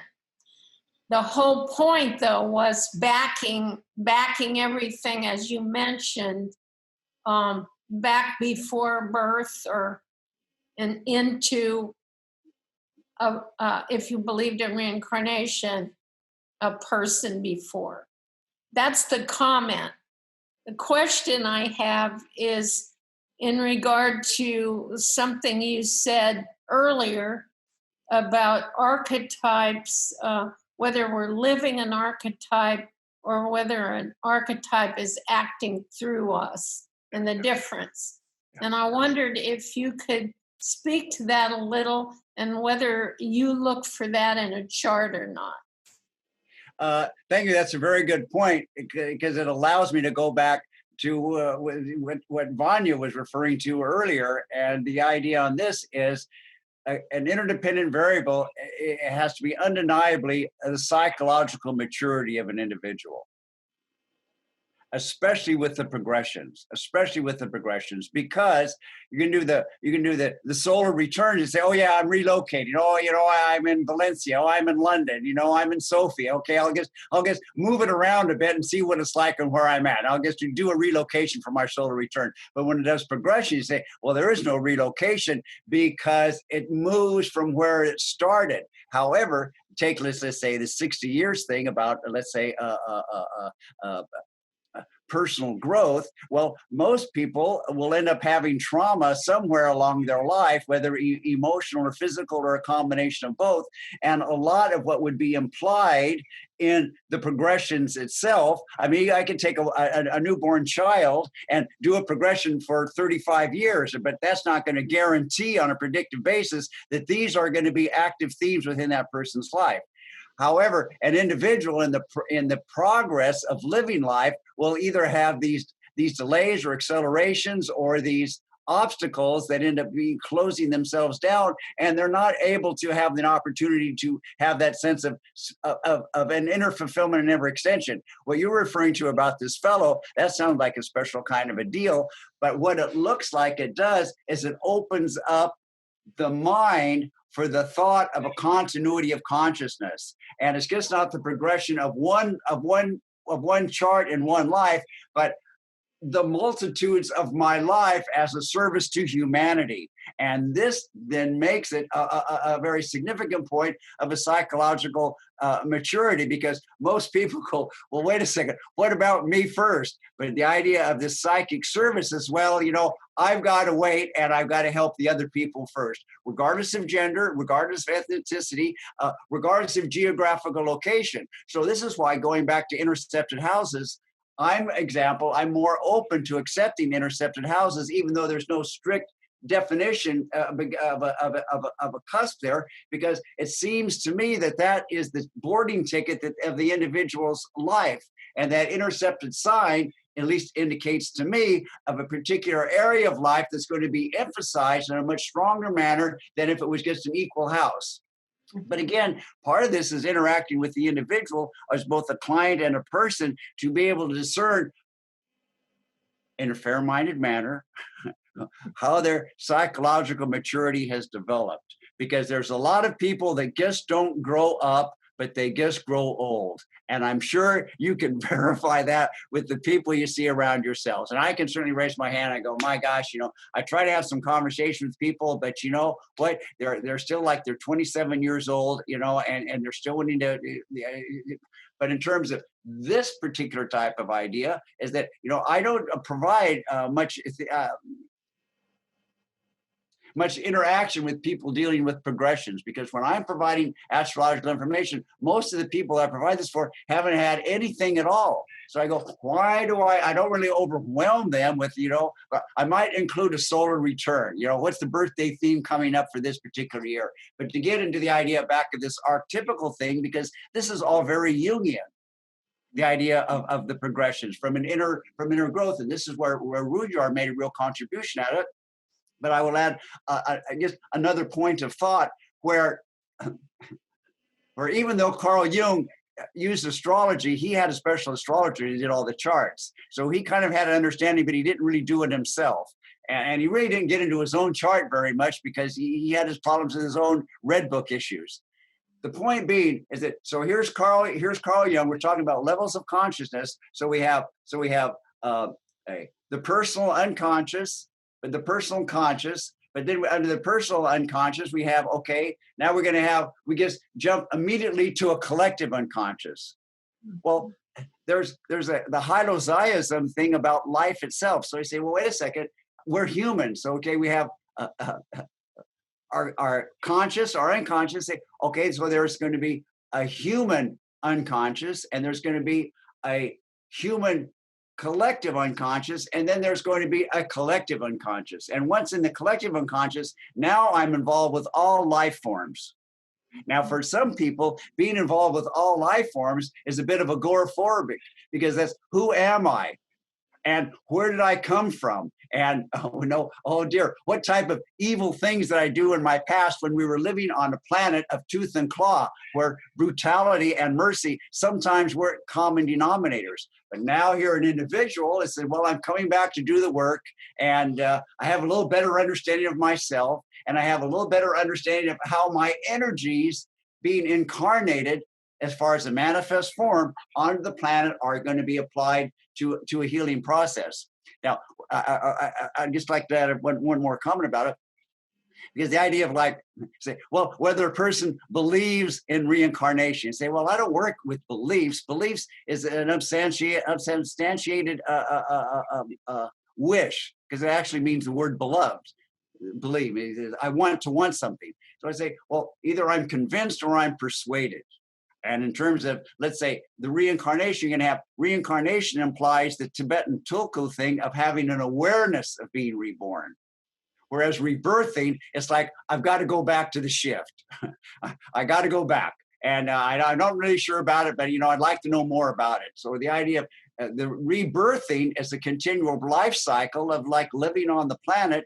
Reincarnation suggests a more awareness of purpose and focus within that person's life. But a lot of people like to use the word reincarnation because it has more of an uplifting kind of affect, rather than, oh, I'm just being rebirthed. I'm coming again. But the point I would like to share is that these type of issues presume a psychological maturity of people that aren't always there. And in this particular regard, getting back to this idea of what Lauren was referring to earlier, this idea of, let's say, developing a sense of insightful intuitiveness about how to approach the individual on fulfilling them with the information that allows them an opportunity to progress with their personal growth. So let's say in one particular regard, I might be curious about an individual, say, okay, let me run a solar arc progression of them. And let's say using Radlina there, I'd say, oh God, look at that progressed Mercury is the midpoint between a very significant aspect in their natal chart. And, they were, I don't know about your personal background. I'm just going to be projecting here, but, I'm looking at this Saturn Uranus conjunction of the 7th house. It's like, oh my gosh, there was a divorce. The family had to move. I had an early relationship that broke up. The marriage ended. I got fired from a bunch of jobs. And a person says, how do I deal with all this ups and downs? And say, oh, well, right here. All right. So now I can go back and say, well, how about we consider this, using the progressed natal chart to go back to a greater understanding of the natal chart itself at an individual's point within their development, which would be either 20, 30, 40, or 50 years old. Yes, Stephen, sorry to interrupt again, but you just here I wanted to note what you said. We cannot work with the solar arc chart before having worked with the natal chart. It just doesn't make sense. We need to be very familiar, and also with progressions. And the other thing which you reminded me about is how many times Roger is saying when you start analyzing somebody's chart that has come to you and you don't know the person, one of the main things you need to establish before even looking at the chart itself is intuitively at what level do you believe or feel that this person is on his evolutionary development? At what level are they living their chart? So based on what you said, it seems like we can use the progressions, the secondary progressions technique, as a testing ground, can't we? It just occurred to me when I was listening to you that maybe one way to figure out if we want to, be a bit more sure, what is this person at what stage? I mean, whether, how the same chart can be lived in so many different levels depending on who is the person that's living through the chart. And so how do I, in this initial 10 minutes that someone comes to me, how do I make a conclusion in my head and a strategy in my head to what degree to explain things and who is in front of me? Maybe I can use some sort of a test in the progressions backwards and see some very important backward progression for them and ask them what they experienced, whether they experienced something significant or not, and what happened, and so on. And maybe if we do get considerable feedback there, and it makes sense according to the progressions that we know about, then we can conclude that this person has really been progressing through their life. Well, if we don't, and if it's not really that practically obvious what's going on, as you said, Stephen, then you know that you need to use something else and deal with this person in another way. What do you think? No, I agree very much, because as doing a work for someone, it's like whatever I do work for someone, it's like I'm benefiting from my craft of improving my style and just, doing the stuff. But whether that individual is going to take that information, do anything with it, there's no guarantee. And the probabilistic of the way it works is it's more than 50%. 6 out of 10, the people gets rest. They don't do anything with it. And say, but the idea is that I provided it for them. And they say, well, they get, well, and in that particular regard, the work is done. But getting back to like what Raven was referring to about that one guy doing the regressions. So it allows an individual, let's say, that whether the regression is going to be accurate or not, I'm allowing myself an expansiveness to enter into an archetypal state of mind.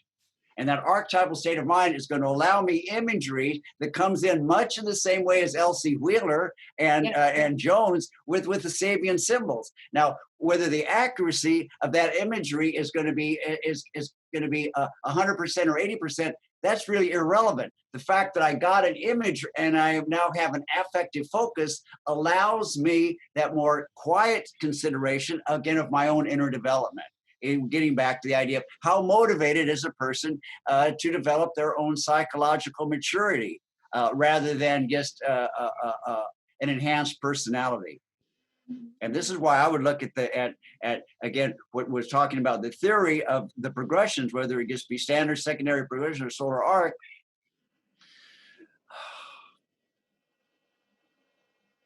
As an indicator of an individual being prepared to accept self-development within themselves. And this has to do with, again, I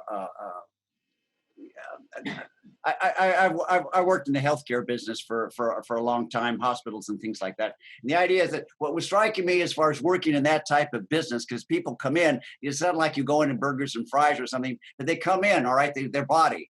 So the idea is when a person comes in the hospital, everyone's got to be assessed head to toe, skin. So that means naked. So the idea here, physical nakedness is nothing. All a person has to do is take off their clothes. No problem on that. But psychological nakedness is much more subtle, yet much more significant. And this is a very important factor in the idea of what the progressions is about anyway. What is the direction of my life going? And an individual has to be mentally and emotionally and also spiritually prepared to enter through that doorway. And in terms of providing the service, and say, okay, fine, here, I got some stuff for you, check it out.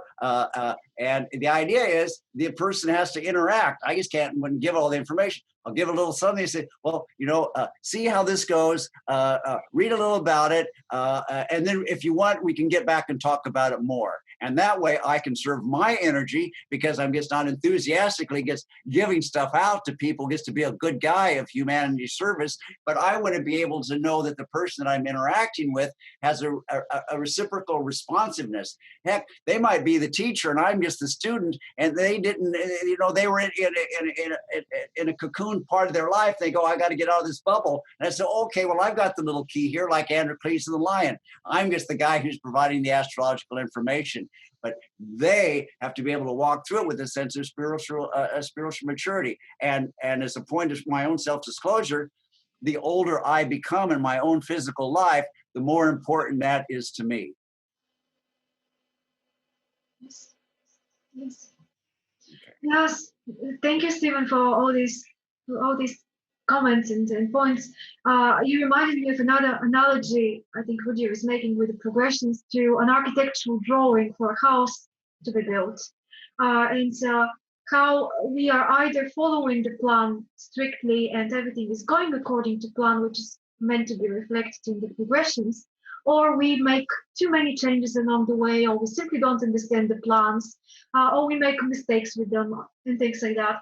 So I guess that can be also illustrative to how this inner development is not always in reality what is prescribed there to be in progressions. And the more it worked for someone, the more we know that they did do this individuation process that you were talking about, I guess. Yeah. No, go ahead. No, you do. I have nothing else. Okay. Well, yes, because the idea of Rudyard in the first place and using the natal chart as an archetypical representation of the life manifest. So the idea now, getting back to, do I follow my life archetypically by the natal chart, just by the natal chart, or do I compare how my life is being lived following the archetypical progression? And this is much in the same way of like the Greek drama, is that each person's play is the life, and we have the different acts, which Dwayne was pointing out earlier, how Rudyard made a very distinct difference between that of Mark Edmund Jones by dividing the Sabian symbols into the acts, as if the whole manifestation of the 360 wheel is a drama in and of itself. And for the people, the persona, that's our role in the drama, but our persona is what allows us to develop our inner character, which is part of the spiritual essence. And this is to me, it'd be the essence of astrology itself, not about, predictive, okay, where should I move? Where's the job? What type of relationship should I have? Should I buy the house? Where should I do my vacation? All those are such mundane things, but these mundane topics ends up captivating people's public interest. And you say, okay, fine. What is it the person really wants? What do you want from me as a service to you, as far as, let's say, providing this astrological data? Do you just want the nickel and bolts, the little shiny objects, or do you want the Aladdin's lamp that's kind of needs to be polished a bit? You got to do some rubbing to get the genie to come out of this thing, which then relates back to opening up the inner implications of the Sabian symbols, which then gets back to using the midpoints. It's not the Sabian symbols of themselves, but utilizing the midpoints for a more introspective focus. And this would be the idea of, let's say, having a sense of a focus versus a penetrating vision. Now, I can look at a flashlight, but that light is diffused. No problem. I can look at a flashlight, but I can't look at a laser or I'll go blind. But the idea that a laser is coherent light, but that coherent light has an intensity about it that is more penetrating than this diffuse illumination of a flashlight. So if I'm wanting to look at developing my life and to be able to assist other people to develop their lives, it says I want to develop a sense of penetrative vision rather than just let's say a middling sense of focus. And the middling sense of focus is, again, I'll use the phrase bourgeois consciousness. What the middle class wants and what the middle class desires. And since everybody agrees on the middle class, then that's the common consensus of the good. You say, well, not really. I mean, we can see right now that bourgeois consciousness at all levels across the world isn't working out very well. And this idea of incessant consumerism and fashion change for the sake of having something different so we spend more resources isn't really a good way to utilize my life energy. Because a lot of people what are these midlife crises about? A lot of time a person comes to realization, whatever the values that they had ascribed to in their earlier part of their life ends up being shallow, false or non-fulfilling. And this is where a lot of people will approach and say, well, I don't know much about astrology, but I'd like to have some answers. And say, well, okay, we can point in some directions, and here's a lot of stuff. I don't want to be overwhelming, but let's start with these things. And if a person's interested, they'll come back and say, okay, fine. And for myself, I'm personally in a position where I don't charge for astrology. That to me, the thing about the social service part, because that way I feel that it's every individual has a right being born on the planet to know their astrological chart. If we go back 5,000-6,000 years, it was only the very aristocratic people who even had mirrors, whether it was polished copper or obsidian. Anyone had no mirror, you had to look in the water to see your reflection. My feeling is providing astrological information is much the same way as giving a mirror to everyone, and there should be no charge for that. It should be part of what I should be doing as a sense of graciousness, but I've got other, so I don't have to feel that, oh, well, we're gonna, okay, me back, we'll make it up. All right, well, here's another, all right, we'll build it up. I said, no, man, if you're interested, I'll follow you with the information, but if you're not interested, then that's fine. And again, this is kind of a personal disposition of myself, getting back to the idea of how I will use my own progressions judiciously, but also with the self-honesty of going, where's the nakedness within my psychological self that this thing's got to be cleaned up. Right. I would very slightly disagree with you, Stephen, on the charging part of things. Maybe others will do as well. I have the same proclivity as you do to do work for free and really believe that same thing that you said. But there is one big problem with that. It's psychological, I think.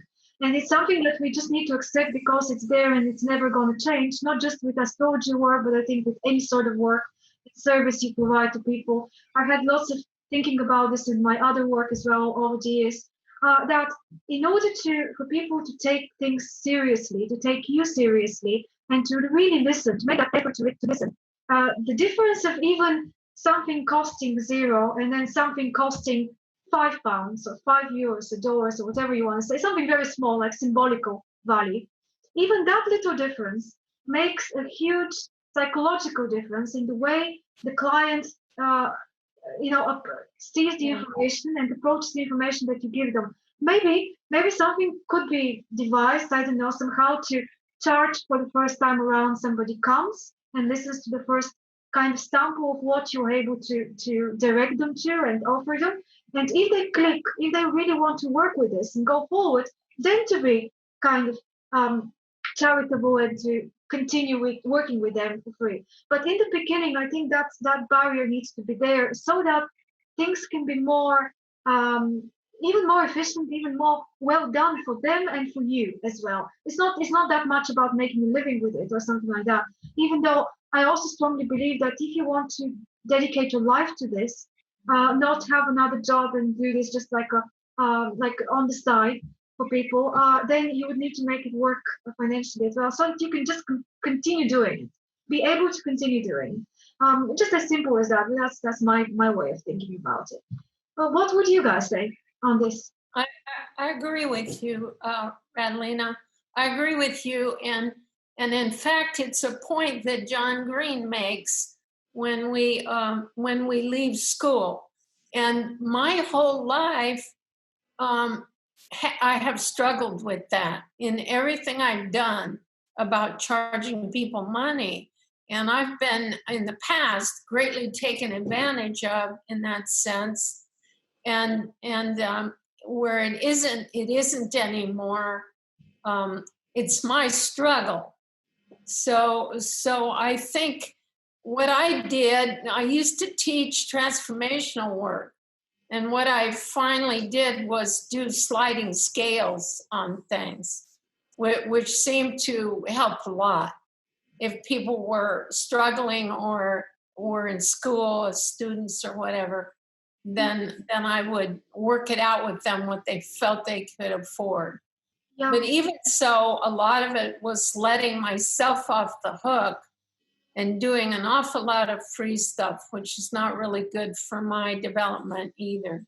Mm-hmm. There needs to be a balance there. I agree completely. And for me personally, I decided to do a certain part of the work that they do for free, like what we're doing today. I think this is potentially, especially the more of us join and from different places, we have now created this group that I believe, with all of your comments and experiences, if someone's watching this on YouTube afterwards for free, and they are all participating here, they will be able to learn for free, and they will have this entry information then that can allow access to something unknown that potentially people didn't know about before, and open the door to it. But then later on, if someone wants a consultation from me, I think it's really better as a whole, not just practically but psychologically as well, to put a charge there so that you pass on the message to the other person that you value your skills, you value your time, your knowledge, the time that you're going to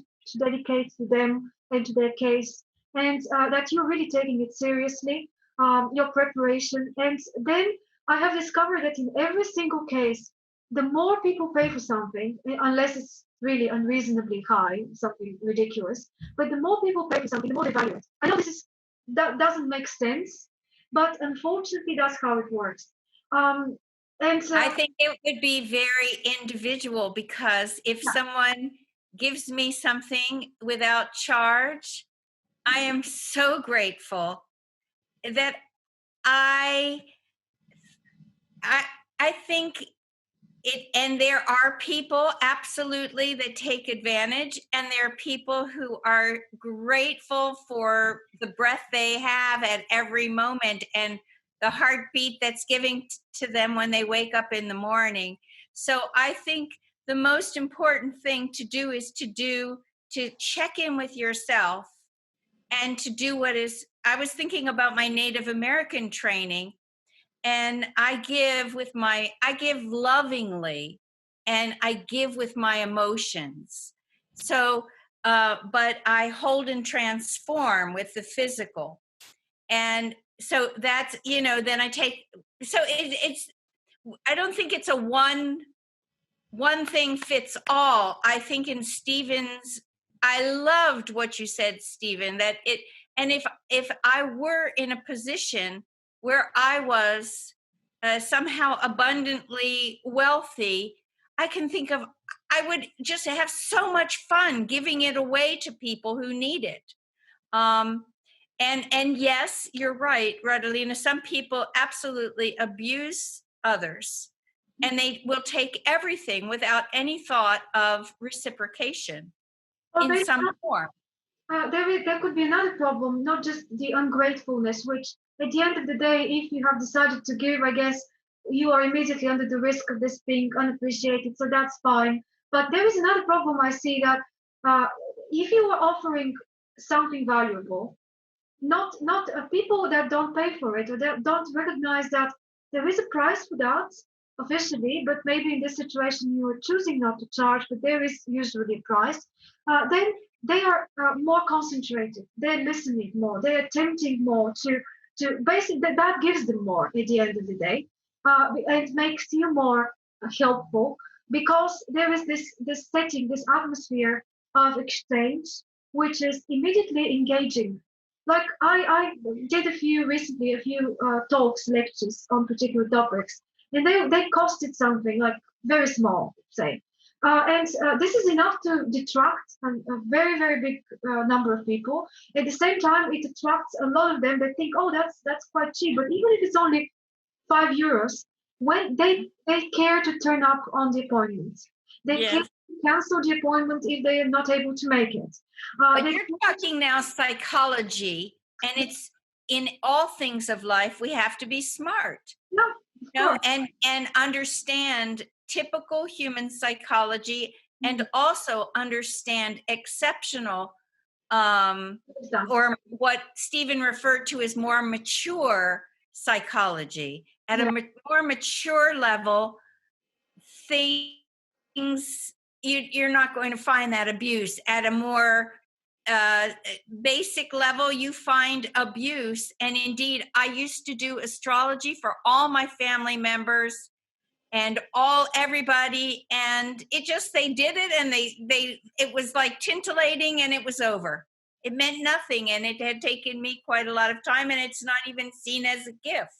Well, there's another point too, though, and that is that you're paying for your materials, you're paying for your workshops, you're paying for your books and all the things that you're doing.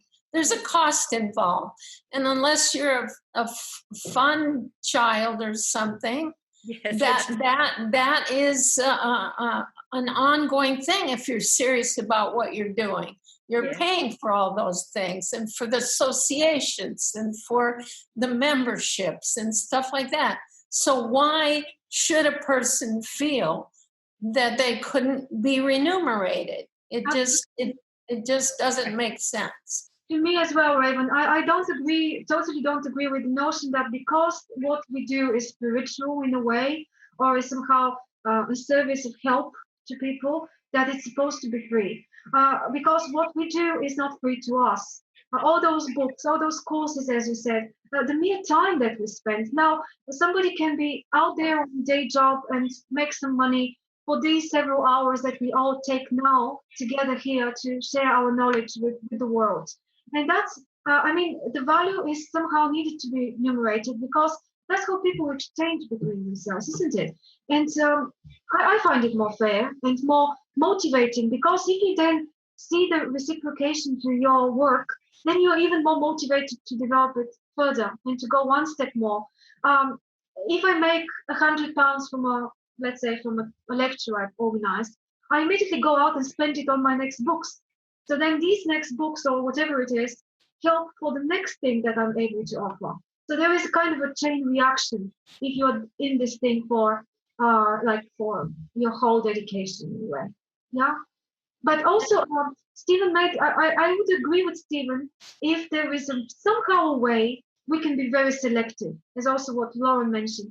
Like to not work on the base level, as you said, but if we know that somewhere there is a group of people, for example, say a school or a hospital or whatever it is, that need your service, need your work, then you can make this initiative to go there and to offer your service for free and to do some sort of thing for these people for this particular occasion. And that's totally fine, because that has been targeted, that has been chosen well, so that it's effective and it's really helpful. Not only that, it has a lot to do with our culture. Our culture is really, if you go back, the economics of what we've been taught in the capitalistic system is that this is how it works. And unfortunately, people think less of you in general, when you do not charge anything. I've learned that. It's absolutely natural, because you're giving out a message of self-value. So if I don't find that I deserve even a very small amount for what I'm giving, then I don't value myself and my effort and my knowledge and so on. So then people obviously would think that it's not valuable. It's not something to be valued. So why bother to give you the credit? And I don't think we have any right to be, to not be happy about this and to say, oh, that's not fair, or somebody's taking an advantage. I discovered that the more I give out in a non-targeted way, let's say, the more things are not working. People either don't understand it, or don't realize what's going on, or don't want to work with it. It's just the way it is, I guess. I think we are finding here a very good balance. We can spend, regardless of whether in this session or something else you guys decide to do, every now and then, my strategy is every now and then do something for free. And then use that as a networking technique, as a way to connect with people, a way to show yourself, to show your work. And then people that want to contact you for commercial work, they will do it. I mean, they'll find you. You don't need to kind of impose yourself in a way. Yeah, because I know that a lot of giving people, that obviously a lot of you here are like this as well, that like to give more than to ask for, they fall into this trap of thinking that, being free, doing things for free is a gesture that would be appreciated. or maybe not even appreciate it, but just. And the way, for example, I do it is I have a fee, I have a sale fee, and then instead of it being an hour, it will be 3 hours I will give a person. And, that would be, it isn't per hour, but it's and I'm looking for that sense of completion and satisfaction because, as I've said before, I'm not interested in overwhelming someone. I'm not interested in them thinking I'm smart. I'm not interested in, I am interested in serving the person in front of me, that I can stimulate them to find ways within their own system that they can function better in their life today or with their family or anything. I want it to be so utilitarian. That's my little thing. But just because you charge or not, it doesn't have to do with that. No. I mean, people who charge can feel that way as well. Of course, and I do charge. I'm not saying I don't. No, I understand. Yeah. But I'm just saying yes. But I've experienced this. I've been a professional musician all my life. And of course, people that is something that is not always remunerated successfully. If you don't go in a commercial venue, but you go in the spiritual or the educational, which is my thing, educational and spiritual. So anyway, should we go back to solar arcs? Can I ask an organizational question? Do you all, I'd really like to get some feedback from all of you if it's possible. Do you all keep paper charts, or are you all working with everything online? Do you back up your charts with paper? And how do you organize your paper stuff?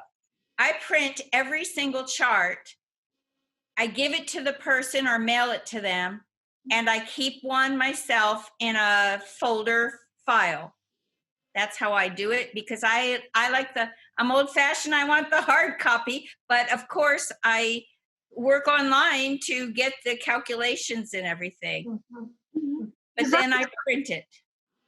We got exactly the same answer to Lauren.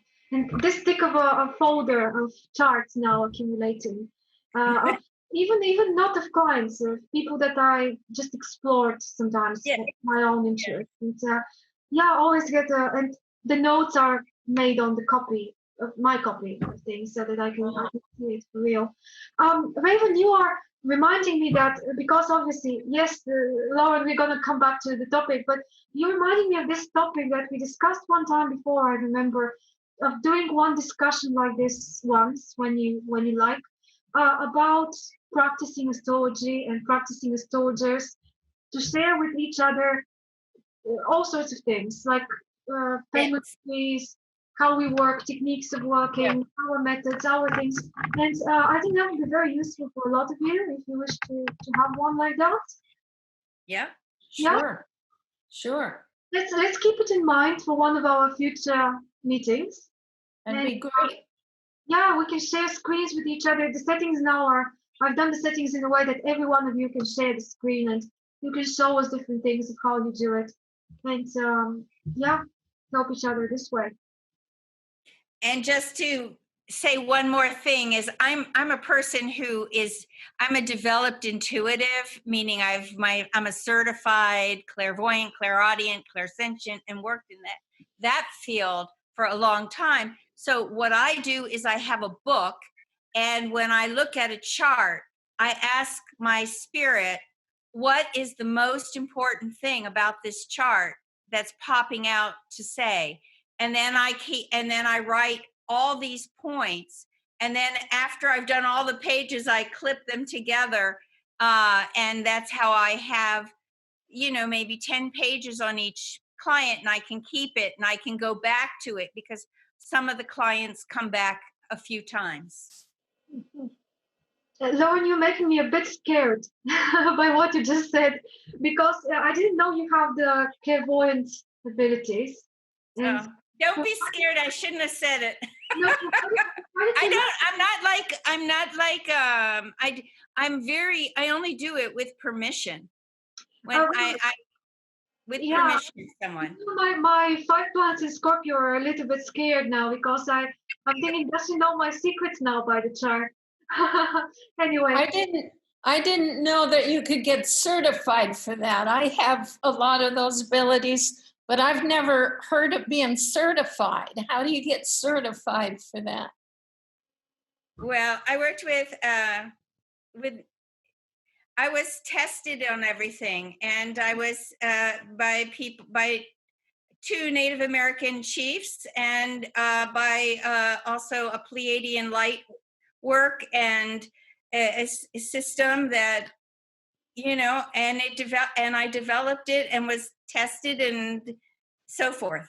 So it would be maybe we'll talk about it at that. And no, I mean, if you could never be scared of me, because my whole purpose is absolute love and absolute commitment to upliftment and love, and the opposite of being a critical person. I only use my critical mind, which is very developed, but for the purpose of assisting and loving. So my Claire abilities are only in that service and not to find fault. No, I'm absolutely sure about that, and I trust you. You know, the secretive nature of Scorpio, especially Scorpio moon, is one that wouldn't even, I mean, will go to a consultation even and won't share the details of what's going on in the life because it just doesn't tend to. Anyway, yes. Okay. Yeah, but maybe that's an opportunity for exactly people like me that is so secretive to get things revealed and worked with. So, and also to know, I'm like what Stephen said, when a person comes before me, one of the ways I use my intuition is absolutely not to make anyone uncomfortable or violated. So I will not cross any boundaries. And that's how I even use my intuition, is how can I bring up one level, you know, just one level, and not slam or that type thing. So it's that intuition to know what is somebody receiving and what are they not receiving, and not to go to the place that overwhelms or feels violating or closes people down. That's like an extra sensitivity to know how far to go with everyone. Yes, and that's part of being now 67.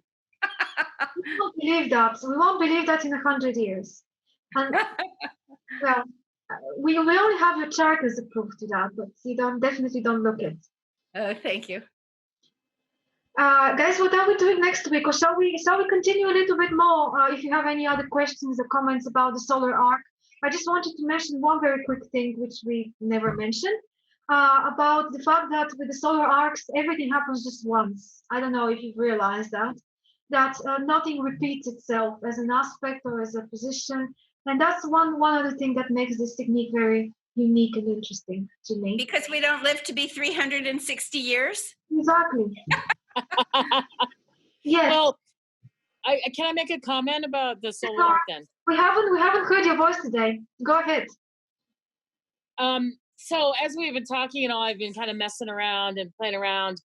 And the comment that stuck with me was about looking at the solar arc and when they go into new houses. And so I've been playing around and kind of just comparing like what was going on during those different kinds of things, just to kind of play with it. And it's just another thing that I'm taking away from these classes of how we can go and play with some different things and learn about our timelines. And it's just interesting. Then I started looking at my husband's chart and if there were some comparisons. And I actually did find something. This April 23rd of 2020 is when I started all these online things and everything. And there's a couple other things that was significant of that week. But for both my husband and I, it was significant. So it's really fun to kind of play, and it is insightful. And you can go backwards and forwards, you know, like anticipate what's going to come up in the future and, you know, what was going on in the past. So I just wanted to illustrate just how I'm kind of applying at least what I'm understanding from the concept from today. All right. So do you want to share what you found out at the end of the day? Which planets were involved in the changes by solar arc? On April 22nd, my Uranus North Node conjunction, maybe I didn't even do this right. I don't know. Because I did that off of when you did your solar arc chart. Mm-hmm. Does that make sense? Yeah. So it changed it a little bit. And then my Uranus North Node was in Libra going on the second house cusp. Mm-hmm. And then my husband's, his moon moved into the second house. Actually, it's the same cusp too. That's really interesting from the second house.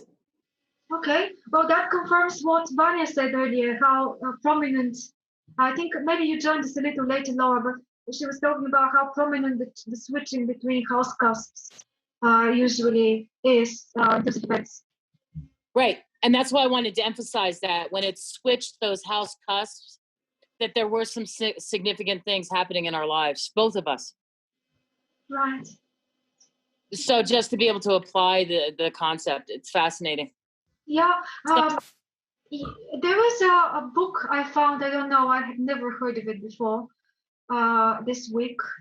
This one, Solar Arc Directions by Carol Devine, a completely unknown author to me. It's a relatively short book, but in this book, she's giving lots of real life examples of famous people and not that famous people, kind of client stories. She gives like an outline of what was the client story and what was happening in their life.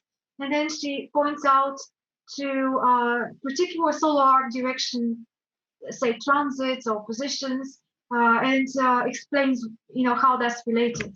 So very interesting book in terms of bringing the technique to life and to really seeing how it works in practice. And I got some small. I just want to say that you've got Astrology for the Soul by Jan Spiller on the screen there. My God, I love that book. This is a go-to book. I use it all the time. I love it. I love it. If other people aren't familiar with it, it's one of my go-to books. Yeah, it's absolutely a must if you want to start exploring evolutionary astrology. But even though I've got other books for the notes, like Stephen Forrest's Yesterday's Sky, to me is really deep about the notes. But Jan Spiller is like, I mean, I think everybody has to have it. This is just my Kindle. I'm sorry, there are some non-astrological things here because that's my Kindle. But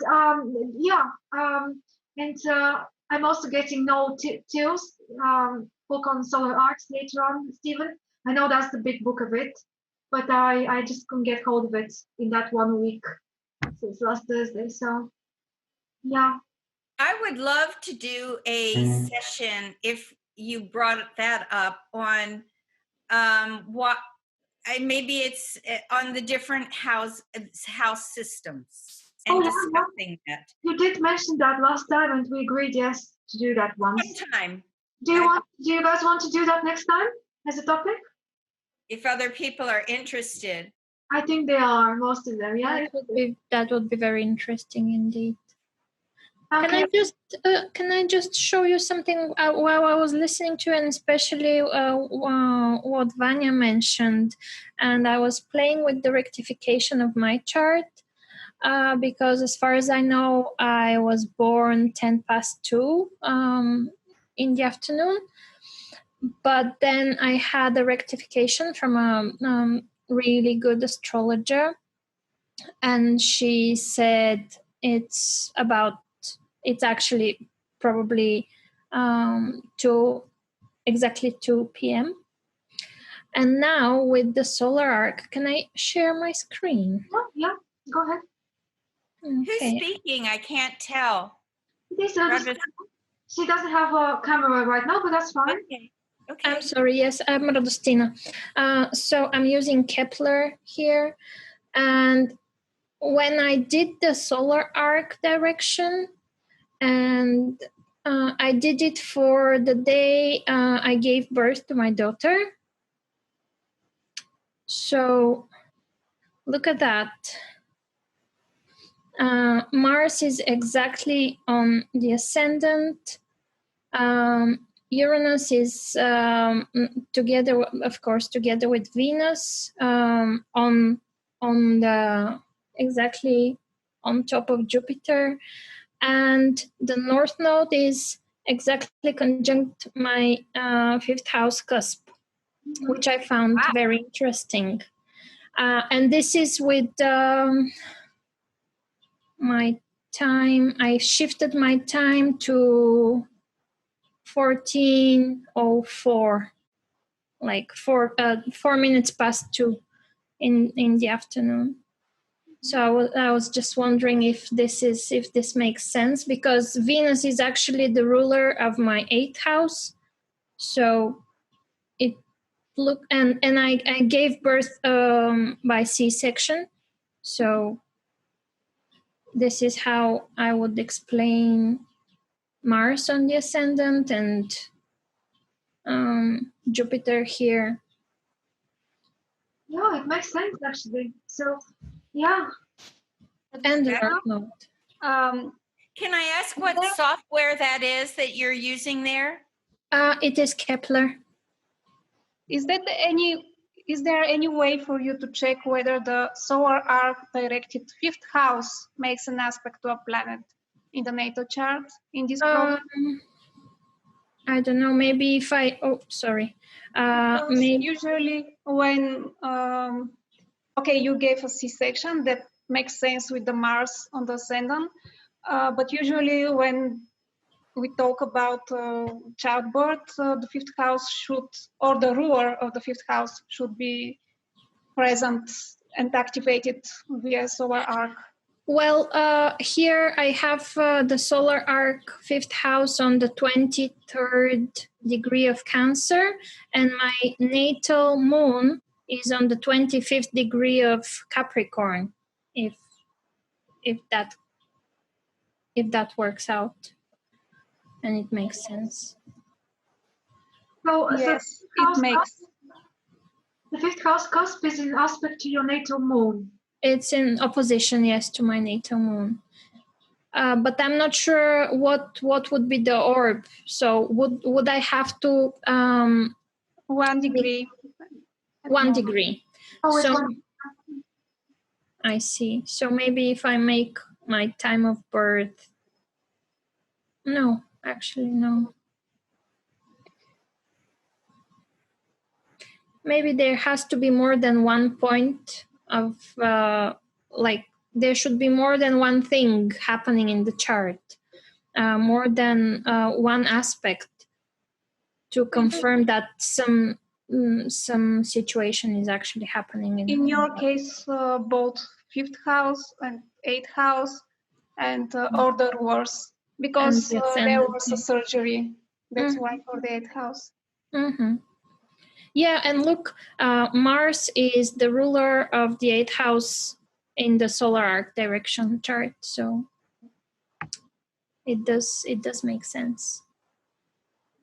Well, I guess there is always a bit of guesswork going on. I mean, we cannot be 100% sure with the technique, but that is so helpful to narrow things down, isn't it? It should be. Is that what rectification means? Is to when people mess around with the birth time and do it a few minutes early, a few minutes late, and try to get it so it all clicks together? Is exactly that what rectification is about?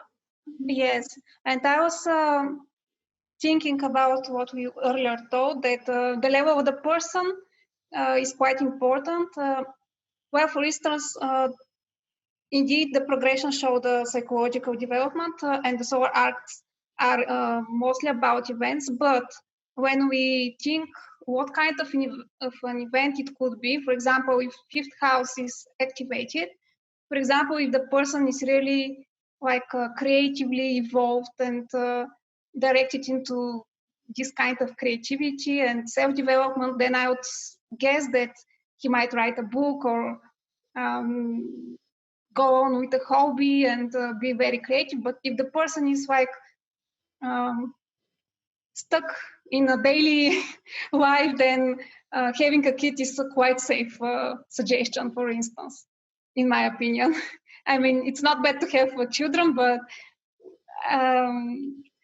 usually we can use, like we need some feedback from the client at what kind of stage of his life he is or she is, in order to decide which manifestations of all the possible for a given house is most likely to take place. Yeah, yeah. And yeah, that's also very relevant to transits, isn't it? The same logic. Yes. When a transit is coming to a particular house, we need to know about the circumstances. That's why we always need to have the person there and to have the conversation. It's not possible to just look at an empty chart, not empty, but like the chart itself, and to make conclusions, especially when we are trying to predict something, which yeah. You guys have so much I can learn from you about predictive astrology. I hope you don't mind if I contact you later on about it, so we can exchange. And does anyone have any more questions or comments? Shall we go towards closing for today? Sure.